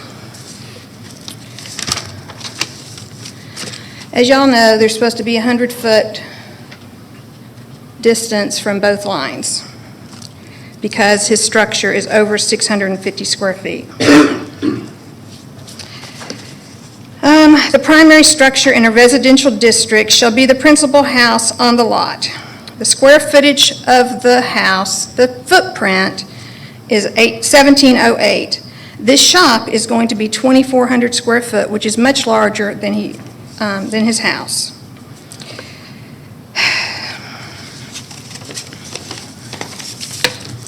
All right, and here's the extra signatures. Did I give you those already? You did. Okay, that's my copy. All right, so the whole thing that got us going on this is Zachary Rite purchased a metal building, poured a slab, and so the metal building sat on our next door neighbor's property for about 8 months. Here's a picture of the items that Mr. Zachary Rite wants to put on this property. He is a professional drag racer, which we all know that, and we know the name of his car. He already has an additional structure on his property. Okay, there in the picture, you see this giant slab, and as before, I told you it's from there to there, and add about 8 feet here, and go up to about right here now since he lowered it a little bit. So if you go about 10 foot back to where he's going to be now, you're still here to there, and you could park approximately 15 regular cars in this structure he's planning to build. As you see, he has a trailer. He has a truck that he drives to work back and forth occasionally. He has a boat, and he has a couple jet skis. He does not need this giant warehouse-sized structure. He's already reduced the size. He can reduce it again. He can move it off the property line of Ms. Potter.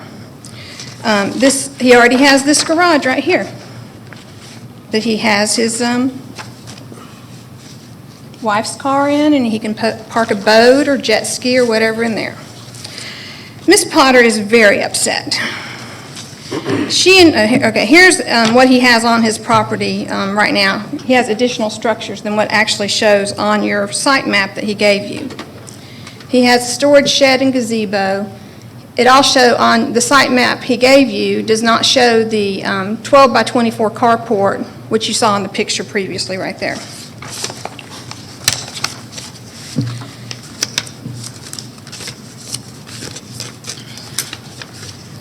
Okay, I'll read you what Ms. Potter sent me. How many times, this is the people on this committee up here.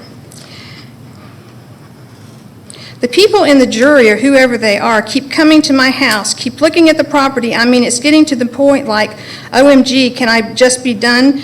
They obviously want to approve him because every time I talk to them, they're saying, no, it's not no, going, let's see, effect saying no, it's no going to, it's not going to affect your property. No, it doesn't affect you. No to this and no to that. How many times are they going to keep looking at my house and disagreeing with me?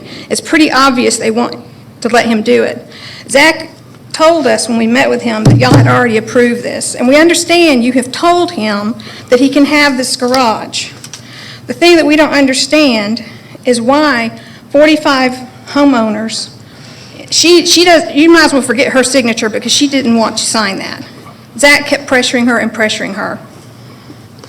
And also, stormwater management on the V49, so the proposed structure located drains toward an existing residential house, which is Miss Potter's, to the rear of this parcel. Due to the close proximity and the proposed garage shed, should be at least sited within the lot setbacks 45 rear and 10 side. If approved, any roof drains must be discharged to the ground at the structure to maximize the overland flow path of runoff. I can't comprehend how anybody could allow this giant structure, just because he's on his lot doesn't mean he isn't in a neighborhood. We are a neighborhood, and we have new neighbors as of 3 months ago that never received any notice. They're here. They adjoined the property to his property, and they never got any notice. They had no clue this was going on until just a few days ago. So I beg y'all to please make him make a normal structure and to get off the property line, make it smaller.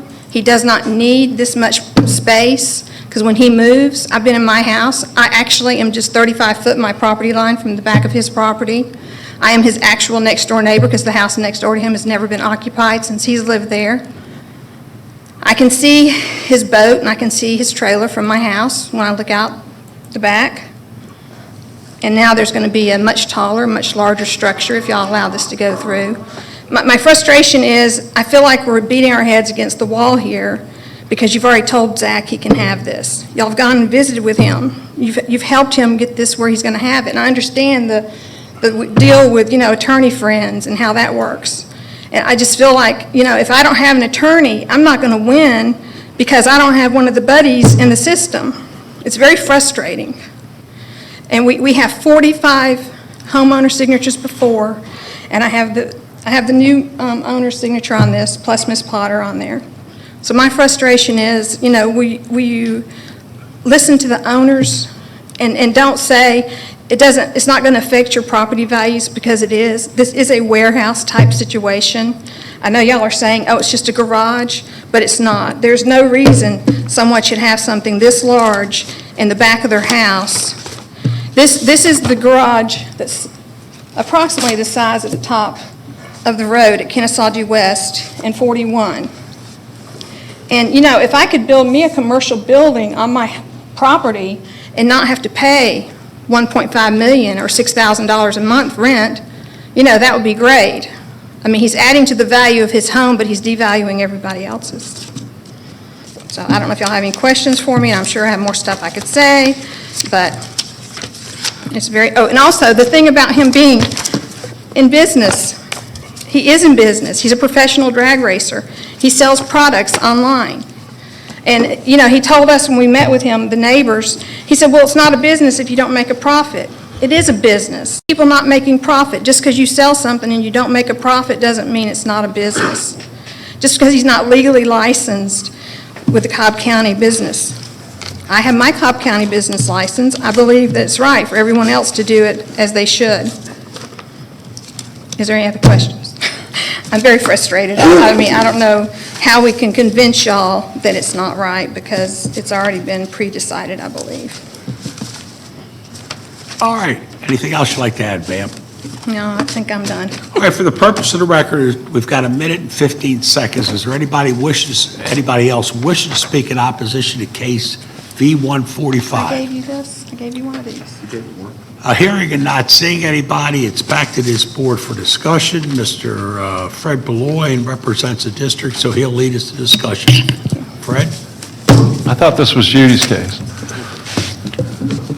Now, I appreciate the fact some of the other members of this board have taken an interest in the property, and I'm sorry if that's been a burden on anybody out there, but I think there are interests that have to be balanced and looked at very carefully, and that we have to go out of our way to make sure we're not making a decision that adversely impacts any adjoining homeowner out there, and we've tried very hard to do that, and I appreciate the constructive efforts of the other members of this group in that regard. Can I get the name, please, of the new homeowners out there? Who?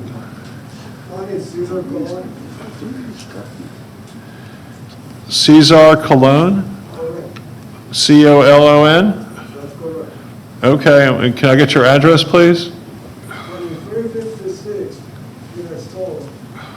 Old Trail, Northwest.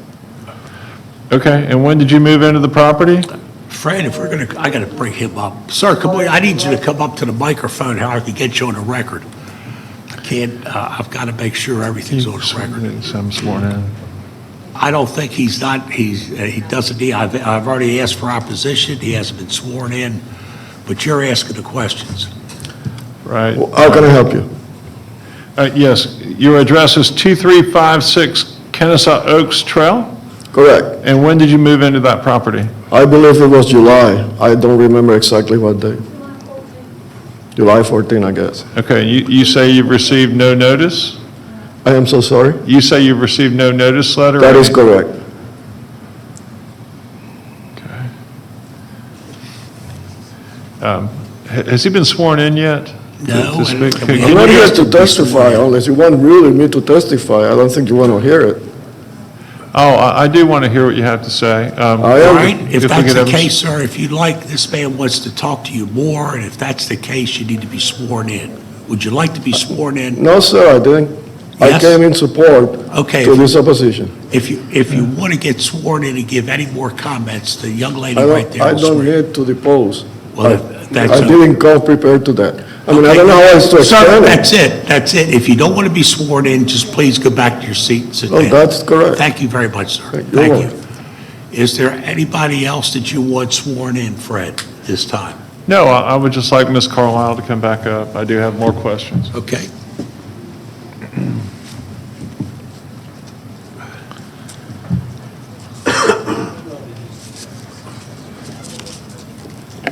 The reason why you probably didn't get a notice is I think they use the tax assessor names, so it doesn't necessarily go to property owner. And since he didn't own it January 1st, that's probably why you didn't get one. The sign was on the house. The Wait a house is minute, right in front Stop, of the ma'am. road. Nobody's asked you a question. sorry. Just hold on a second. Fred, does that answer your question? Did you ask him about the tax assessor? Does that answer your question? No, I didn't ask him a question about the tax Okay, assessor. Yeah, but we'll circle back around to that with the Okay, county Fred. attorney. Ms. Carlisle, you've raised several issues and said a number of people oppose this, and I just want to say for the record, I've interviewed some people who previously opposed this who no longer do. So I want to just ask specifically, have you circled back around and asked each one of the people who originally opposed this whether they continue to oppose it? The neighborhood over there, they got the petitions. As you know, my husband's been in the hospital, my son has had surgery, so because of COVID, am not going around, and Abby behind there, she has to be in quarantine now, so there's reasons that several people cannot be here now. Right, and I spoke to her. She signed the petition against it. I understand originally that she did, No, but she did again. there's a new petition that you Yes, submitted there's a new today? petition, that's what I said. Okay, is there a date on that new petition? I signed it yesterday, so it was given to me yesterday. No, that's the old one. That's the old one. Okay, that's what I asked him, if I'd given him that other one. Is there a new one you'd like to submit? There's a new one.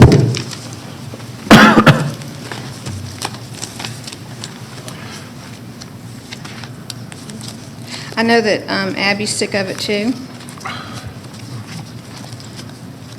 Madam Secretary, what is the date on the petition that you have? May 13th. That's the original. There's 45. If you only got one page, you didn't get all 4 pages. Did you get 4 pages? Okay. The other one.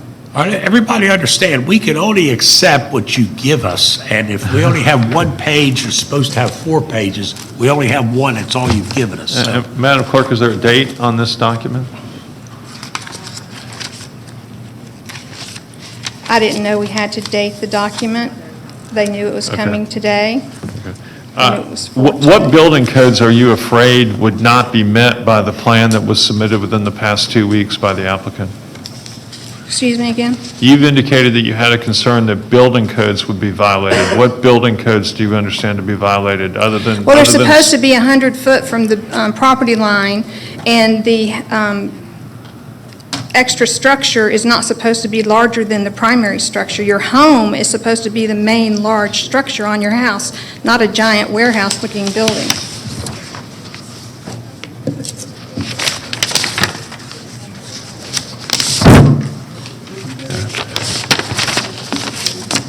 Have you seen the applicant's most recent plan, including a batten board or board and batten, depending which one you want to, term you want to use, farmhouse, and I do understand there's a slight distinction between the two, farmhouse-style structure that looks quite residential in nature? Yes. Adam sent those to the owners. And you still don't like the appearance of that structure? I don't mind the appearance, it's the size.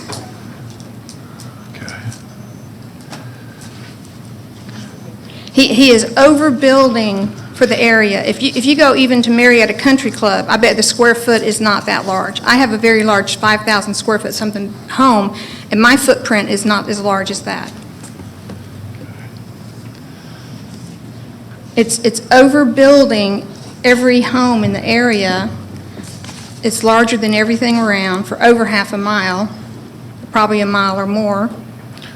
Okay, another comment that you had concerned drainage, and what was to be required here included a continuous trench drain behind the garage structure so as to prevent discharge of water onto the adjoining neighbor to the rear. Do you have any reason to suspect that will not be adequate and that it could still adversely harm the neighbor to the rear of the property? Yeah, because last time I was here, I showed you pictures of where it was running off in her yard and making trenches, and he needs to get rid of the extra cement back there because he is running off on her yard. I don't know if you remember seeing those pictures, but I had pictures where it was running off on her property, and there was trenches under the fence. And if y'all were there, I'm sure you saw them. Okay.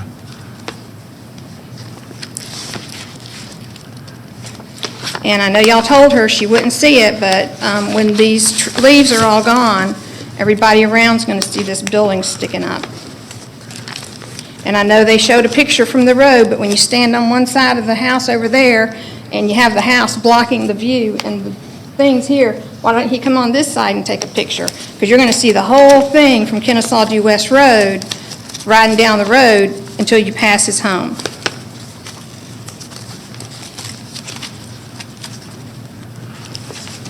Here's some pictures. Let's see. There's several if you want to show them that one. And I believe those were given to y'all last time. And your Cobb County stormwater people said that he needed to be 35 foot from the fence because it's worse than that now. So, I mean, and he has those little trees. And I think I explained to y'all, our trees have grown so tall they're going to knock the fence down. He's got them too close the way he planted them. Okay. Those are all the questions I have for this witness, this opponent. Does anyone else have any questions of her? Well, yeah, I guess maybe while you're there, Mrs. Carlisle, if Adam is still here, there was a discussion, I think at one point, about a fence on the southern property line. Is that going to happen, and would that affect your you know, Well, I don't think it's perspective fair of that Mr. things. Garcia should have to build a fence with Zach when he's taking away from his beautiful home he's building. I believe Mr. Wright should pay for the fence. I'm not asking about that. I'm just saying in terms of, you know, your view of I'll this. still see his garage. I know you'll see the roof line, but I mean, my question is that going to make, you know, a difference to you because now there will be a fence there where there isn't now? I don't agree with the size of the building. I don't think it's right for somebody to So even come- if you couldn't see it, you'd just on principle have an issue with the size of the building? I will be able to see the building. I'll see a giant roof out there, this big, from there to here. I know the dimensions. So, you know, and I will see about 10 foot above the fence line. And, And not just me. no, I understand. Is there any way that you you would know for sure that property values are somehow going to be adversely affected by this? I mean, When we it came seems for like V49, they presented things from real estate agents that they had talked to some agents. Okay. Yeah, if your home were to have this built beside your home within 70 feet of your front door, you know, what would it do to your home value? I don't know. I'm asking.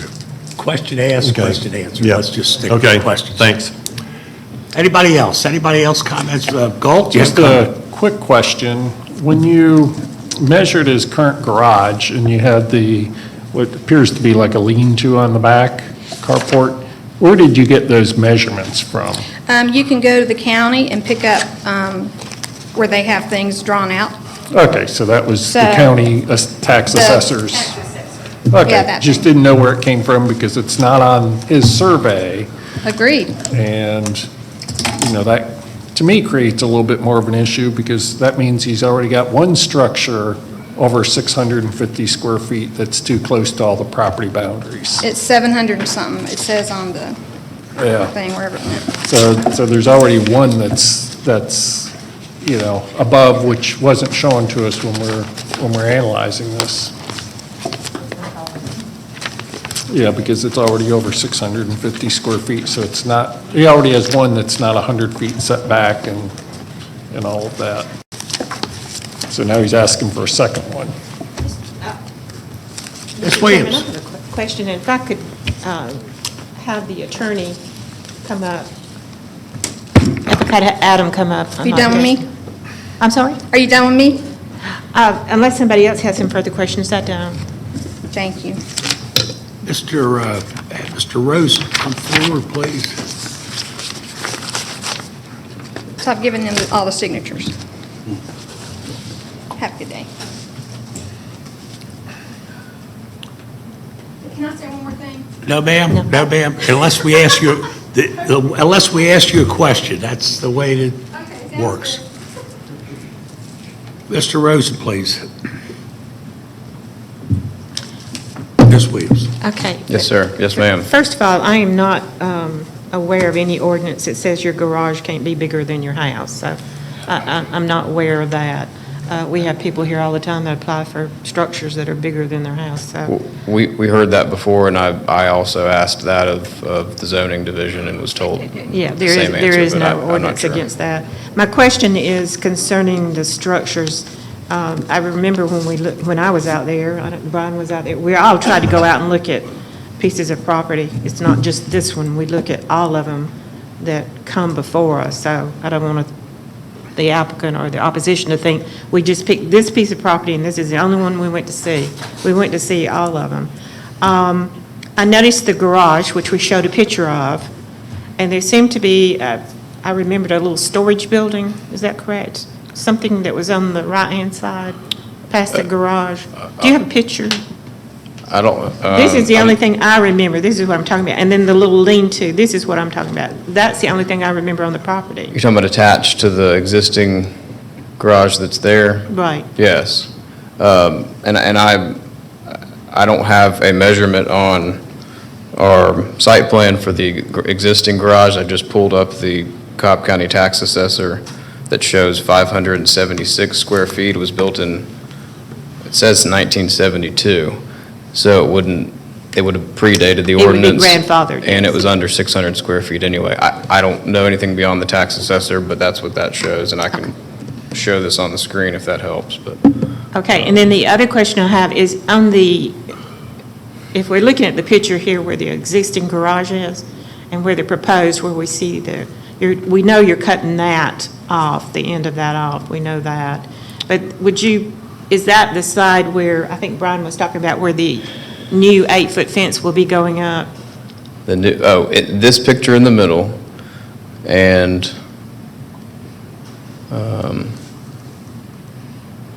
which is this view, which is towards Miss Carlisle's, which is part of the point of this perspective. That is the line where the 8-foot privacy fence will be constructed with the neighbor that is immediately adjoining us. That's the structure you see in that picture is the back of his property. Okay. And we've included that in our stipulation letter. That is a joint project they're doing together, and so it's not solely his responsibility to build it, but it's been surveyed as of last week when I was there to see it. So the guy who's building the house next door or remodeling it, he is not opposed to this? Not that I'm aware of. He He has never spoken opposition, he's never been opposed to it? As far as I'm And he, aware, in fact, yes. is going in with the applicant to put up the fence, the 8-foot fence? That's my understanding, yes, ma'am. Okay, thank you. Thank you. Any other questions for Mr. Rosen while he's up there? Fred? Can you comment on the notice issue that's been raised today at all? I can show our certificate of mailing, stamped by the post office and submitted to the zoning division as required, with weeks before the actual hearing date as required. And what was stated before is correct. We're required to take the tax assessor so that we have an accurate record of where we're mailing it. This property was sold this year, so from what I know from the tax assessors, the way that they update their records, it wouldn't have been updated for the actual name, but we can show by this to certify that it was mailed to that resident's address. Whether they opened it or not, I think our obligation is to mail to that property, and that's proof that we did that. Okay. While I have you up there, an issue has been raised regarding drainage to the rear and the already poured concrete slab. Can you comment on the extent to which the existing concrete slab essentially goes further than is needed to support the garage you proposed? The existing slab was constructed to accommodate the original building size, because that's what was already done before Mr. Wright realized that he needed to have a variance to build what he was intending to build. But you've now pulled back away from that property line with this proposal, correct? The current building is proposed to be 10 feet shorter, so 10 feet less of the concrete slab that's existing there. And I think what the stormwater management comment was to move that far away from the building, but if it's approved, to include the stipulation for drainage, which we have included since the beginning of V49. All right, the stipulation for drainage is to essentially build a trench drain behind the garage and carry it out to the property, trying to get a direction north, to the north, correct? To carry it all the way out to the north property line? Yes, that's correct. So nothing would go downhill on the owner behind here, is that correct? Correct. Yeah, I think it would solve that problem, and it takes it to the drainage that's on his property, that the low-lying area on his lot, and then runs out to the county system on the road there. Okay, other than that trench drain behind the garage, would you be willing to have the remainder of the concrete cut away there, or is that something that cannot be done? Yeah, I think that was, yes, I think that's, I don't know if that was originally intended, but that is, if it wasn't, it can be, yes.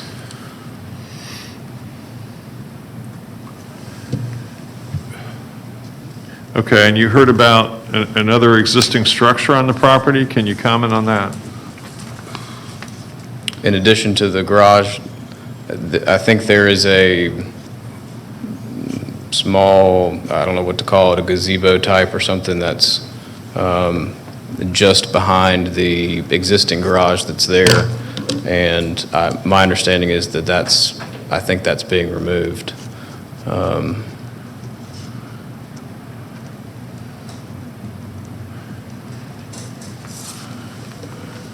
know if you can see it anywhere, but.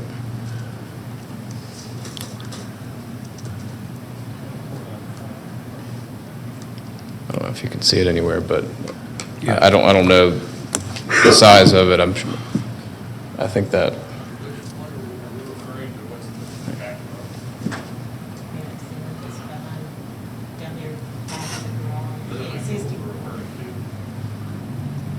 Yeah. It's going to be removed, is that what you're saying? I'm not sure what we're referring to. Gazebo. If I've got to get a three-way conversation, I'm going to have to bring this gentleman up. I guess we'll have to ask Mr. Wright. Okay. I bet, let's get Mr. Wright sworn in then.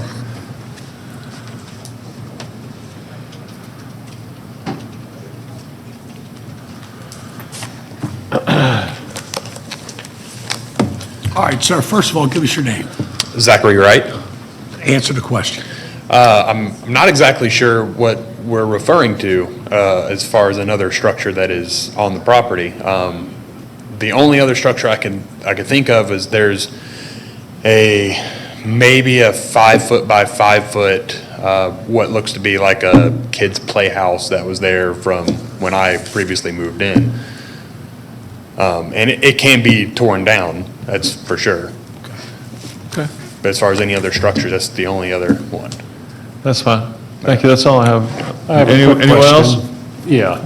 Looking at the pictures, it looks like there's a lean-to on the back of the garage and a lean-to on the side of the garage that increases that structure considerably. Is that correct, looking at your pictures you have? There is You see the lean-to on the back here. Yes. And if you go through some more of your pictures, you see a metal lean-to. You can actually see a little bit of it in that picture right there. I don't know the calculation for that, or if it's added into the tax assessor's number under 600 square feet. It's not enclosed, so I don't know. I guess it's partially enclosed for the other one, but Right. I'm not sure. But it would be, they've been added, so it's, clearly that whole accessory structure is way over 650 square feet with all of that. I don't know that. I would say it would have to be if you have a two-car garage, and then you add another car on the back and another car on the side. From looking at them, neither of those overhangs can accommodate a vehicle. One's on the side of the hill there, and the one behind it is a small area for storage. It has all the insulation that we're proposing to put in the building now. All I know is the tax assessor shows the under 600 square feet. But I know the site plan we have doesn't have all this stuff on it. Understand. So, okay. Fred, it's back to you. Mr. County Attorney, can you can have a seat, counsel. Thank you. Can you advise me or advise us on any concerns you may have as to the sufficiency of notice given in this case? Could you be a little more specific as to? Yes, just the issue is to the gentleman who came before us today and said he didn't have notice. It appears the house was sold at some point this year and that the notice was mailed to the correct address, but to the attention of the gentleman in who the tax assessor showed title on January 1. I don't think that makes the notice deficient. I do know that there is a lag time between a closing, the recording of said document by which the county, the tax assessor, would have notice of that new owner to update any records. I don't know what that time period is, but I know county staff departments utilize the tax assessor for providing any information, providing names, addresses when they do provide those information to applicants. There's a difference in notification requirements between zonings and variances. I think for variances, it only has to be adjoining property owners. And so if he qualifies for that, they're going to send it the address. And it's possible that the mail was forwarded somewhere else. It's possible it was received and not opened. But I think in terms of the code, it only requires that notice be sent. And I believe that the applicant's attorney provided evidence of that. But it's possible that it's just because of the nature of the timeliness of the transaction of the real estate that that it was just the new owner that was here was not included on the name of the notification. Do you have any recommendation for us as to whether we should require a supplemental notice to go out before we proceed? I don't know that the code requires that. That would be the discretion of this board, if that's what they would request of the applicant. And how much notice would be required if we did that? I would not want to advise on that, because now I'm beginning to create code and policy that's not otherwise adopted. I believe, I think I would advise and go what the code would say and requires, which is the notice was sent. I don't know that we could step in and require additional notification if the code doesn't specify that. It could just be the happenstance of the timing of the transaction. And there was a sign posted out front about it, too. Wait, let me go a little further. Brian, if you talk anymore, you need to get a little bit closer. Excuse me, Ms. Williams. Get a little bit closer. If the person in question is the gentleman that we had earlier, and he refused to get sworn in and give a statement, I think that nullifies any other notification that we need to give. So that's a non-attorney 10,000-foot view of that. With that said, Mr. Brian, do you have a comment? No. Back to you, Fred.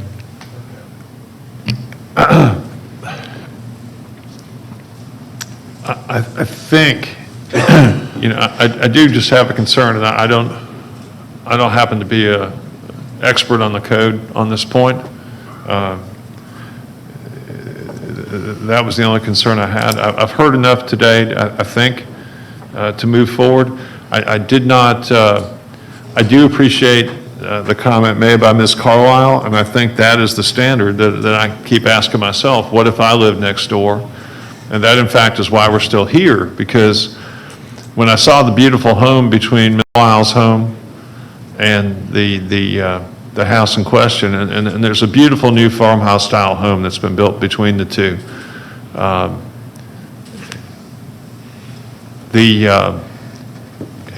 then I saw the various vehicles and boats parked in the driveway. My concern was that just simply denying this would leave things not looking very good from a neighbor standpoint. And I wanted to get this thing reworked so it did look good, and it actually enhanced values of the neighbors' properties. And I believe that in checking with, and I only checked with one of the other neighbors, but in checking with that other neighbor, that they do think that this property, and that's the Brousseaus, that they do think that this property with a structure that looks like this is substantially better than what was originally proposed. And I don't sense any concern on their part any longer that this would in any way harm their property value. I do have a series of other concerns that I think can be rectified, and I'm prepared to try to address all those now as best I can. The applicant has submitted a stipulation letter dated October 7, 2020, and I'm going to go ahead and move that we approve the applicant's request subject to these modifications to the proposed stipulations and conditions. And those modifications would be number 3, in addition to what is already written under stipulation 3 regarding the garage not being used for any commercial purposes and not serving as an automobile repair facility, that in addition, it must provide that no cars, automobiles, motorcycles will be worked on in the new garage except those owned by the applicant. That should, with that change, I'm comfortable that this will not turn into any kind of a broad commercial use of any kind whatsoever. In addition,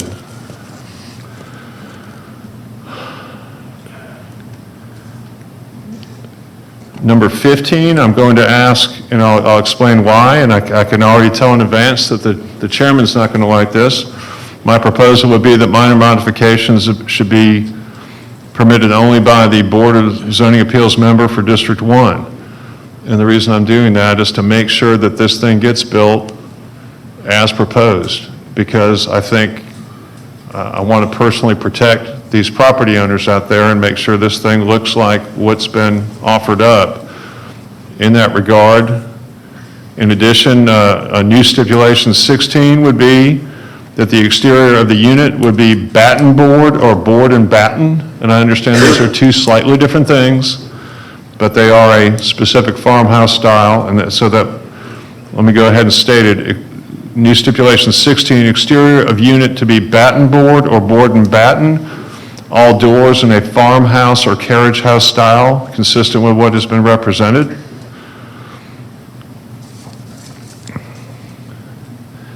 Number 17, all existing gazebos and/or playhouses are to be removed. Number 18, all existing lean-tos on the existing garage are to be removed. And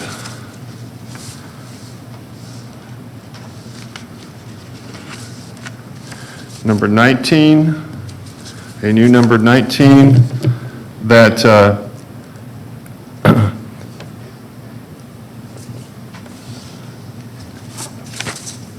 any excess garage slab, or I'm sorry, let me restate that.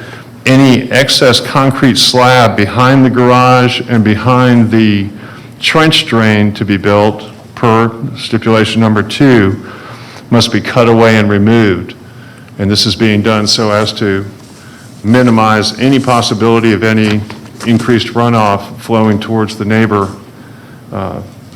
who lives downhill and behind this property. That's my motion. I'll second it.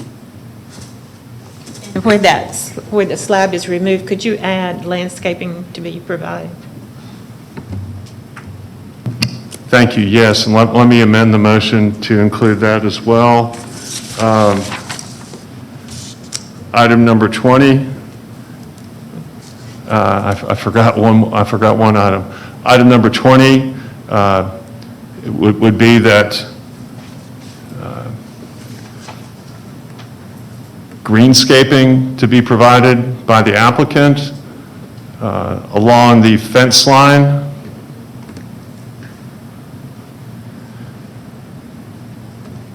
to the west, and that is the downhill neighbor behind here, and on the fence line or property line to the south for a distance of 40 feet, that there be some greenscaping added to be approved by the county arborist. And I'll just leave the stipulation at that. The purpose for that stipulation is to try to mitigate any possible adverse view from Ms. Carlisle's house, which sits back further from the road. I've got a motion, I've got a second. Any other comments or I discussions? do have a couple of questions. And I'll just ask Fred about this one. The one you had concerns about the chairman supporting,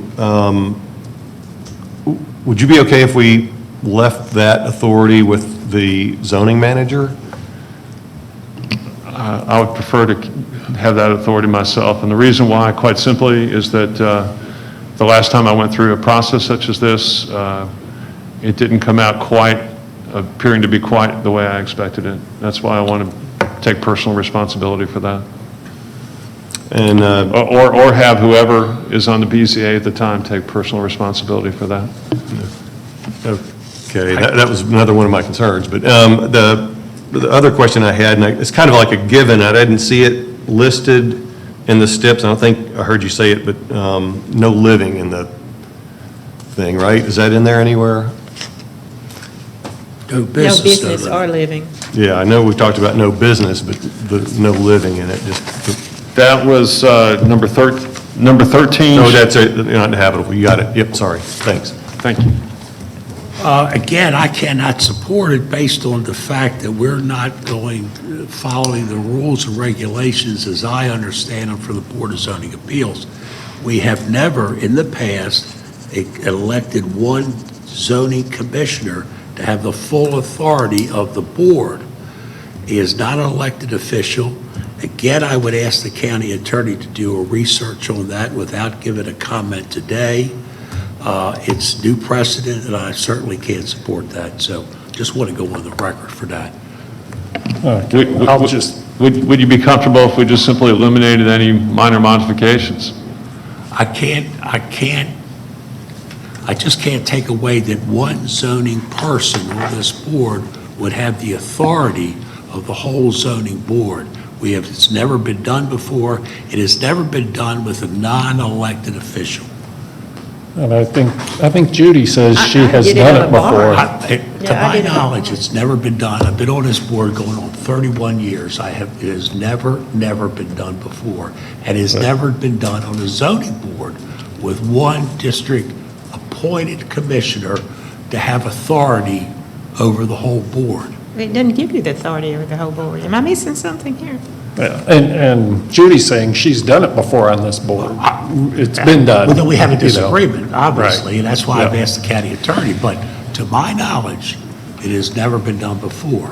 Now, if we want to do the whole board to come back before That's fine. the board. That's fine. That I'm would be willing okay. to But resolve- to take one person and to put him over an elected official to have that authority is just simply not constitutional with Cobb County, in my opinion. I'm willing to amend my motion to have that stipulation require that any modifications, minor or otherwise, come back to this body. I'm fine with that. As a whole board. If that meets with your approval, I'm fine with That would meet with that. my approval. That's fair and reasonable. That's fine.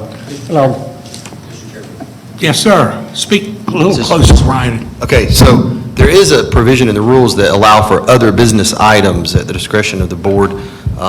It could be that it comes back under that guise. I don't want to go back and research this some more based upon the discussion that has occurred here today. But that's the whole board. The is whole that correct? board, The yes, whole correct. board. That's my whole policy. But that does that require advertising and mailings and all of those things? I would have to go and at research that. point? I'm just looking at the rules that I have right here. I think- And for the agenda, there is a provision for an other business item, and it could be that that's where that would fall if it was the discretion of this board, which might be a better approach than having a unilateral decision by a single board member. And for I'm it fine, to come I'm back. fine with that. And my concern is just simply that sometimes people value engineer things, and I don't want that happening here. These adjoining homeowners have the right to have this built as it's laid out right now. Galt, to answer your question, we do have the authority to waive the notification in the paper. We have the authority to waive the fee. So that can Okay. be done as a board person. Because I would have been fine with doing that back on my case. I just didn't want to put more expense and onus and all Well, those we can- things. We can forgo that. We have the authority to do that. On somebody to do that, and that was it. But a comment back to this case is I'm still going to be opposed to this. I think, at a 20-foot height, this thing's going to tower over any fence they put up because the maximum they can put up is an 8-foot fence. It's still going to look like a commercial building stuck back there. They already have one building that's over 1,000 square feet, one accessory structure, that's over 650 square feet with all those lean-tos on to the garage that they show on their plan. Not sure why all those lean-tos aren't showing on the one in back and the one to the side, which adds, basically doubles the square footage of the garage, of the accessory structure. But they're being removed. That That was in the stipulation. We have a stipulation that all those are being removed. Those are all being removed. But. And I think your comment there was a good one, that it'll look a lot better if those things were gone. Yeah, I just think this is still way too big, too out of proportion to what we normally would see for a garage. Even if they brought the height down to a normal garage height, and then they put a fence, that might be more reasonable, but at a 20-foot height, and I know why he wants 20 foot, because he wants to put a lift in it to lift the cars to work on them, which is what you do in more of a commercial setting. It just, and then, at 2,400 square feet, that's a huge footprint still. I really think he should be coming down to something more in this, 650 range that he could put in there without, huge variances. But, if there were no neighbors here objecting, I'd probably support it, but there are, a lot of area residents still objecting to it, and I think they have the right to have the code followed if they believe it's going to adversely impact them, so. All right, we're still in the discussion stage. Brian, Judy, you have any other comments? Has everybody gotten everything out? Again, for the people that are home watching this on TV, this has been an unusual case, but the request is not unusual. This board sits here month in and month out, year in and year out. We hear cases like this all the time. The 100-foot reduction on a side yard, rear yard setback is not unusual. The height is not necessarily unusual, although in this case it is a little high. I think what has propelled this case more is this young lady has come before this board a number of times, has done her homework, as well as her neighbors, and we have respected that. We have listened to both sides, and we've gone into great discussion, and now we're here, time for a vote. So we have an amended motion, we have an amended second.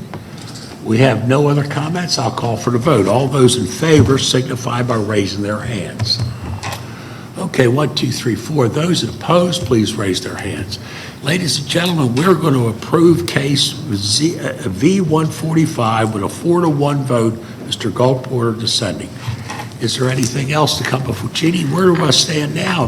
I should be out of the doghouse by now. I have something. Ms. Williams. Yes, if the chairman would permit me. I'd like to, on our case that we had the help with, the V-109, I would like to make a motion to amend one of my stipulations in that. Judy, refresh me on that case. Was that where we had the interpreter here? That's the interpreter. Okay. And you want to make an amendment? Amend the motion. Sure. I Yes. inadvertently said no water, when in fact I meant no plumbing. No plumbing. Yes, I'd like to make a motion to amend my original motion. Okay, so that'd be a motion. Do I have a second to that motion? Second. And I know the comments call for the vote. Okay, we'll put that back on the consent agenda with the. And then I think I have to make a motion to 109. amend it. So I make the motion to amend on V-109 to state, instead of water, that it would state no plumbing. And again, we need a vote on that. So there's motion in a second. Second. All in favor? Hands up? Okay, we'll do that. Jeannie, where am I? We are done with the cases for today. Mr. Chairman, please make sure to address the calendar that's proposed Okay. for 2021. Thank you for reminding me. Wait a minute, before I get there, I see a young man. Attorneys scare me when they sneak around in the middle of the night. What is? More paperwork. I left the certificate of mailing up here with the intention of submitting it for the record, even though it's already been submitted Okay. to the zoning division. So I'll do that now. That's after the fact. Just in case he gets That's sick. That's correct. You're finished. Go sit down. Yes. Thank you. No more. The calendar, Madam Secretary, we took a vote. I want to make a motion that we accept next year's calendar 2021 as we amended it yesterday. Do I have a second? Second. Brian, all in favor, raise your hands. Thank you. Ladies and gentlemen, I need a motion on the September the 9th and also the October 2nd meetings. A motion I'll make to a motion that we approve the minutes of September 9th and October 12th as presented. Second. All in favor, raise your hands. Thank you, that's good. Ladies and gentlemen, we are in unusual times, but I'd like you to realize that we do this under somewhat of duress. It is a COVID-19 period of time. Please take care of yourself and your neighbor. And Judy, again, I'd like to thank you, and I'd also like to thank the young man that was our interpreter for the great job that he did here in the county. I'd also like to go on the record, Miss Payton did an exceptionally good job. Thank you, sir. And I might recommend her to be back again in the near future. With that said, Margie's always outstanding. Tim is a little shy, but that's okay, he'll grow up. With that said, go Dogs. How about that?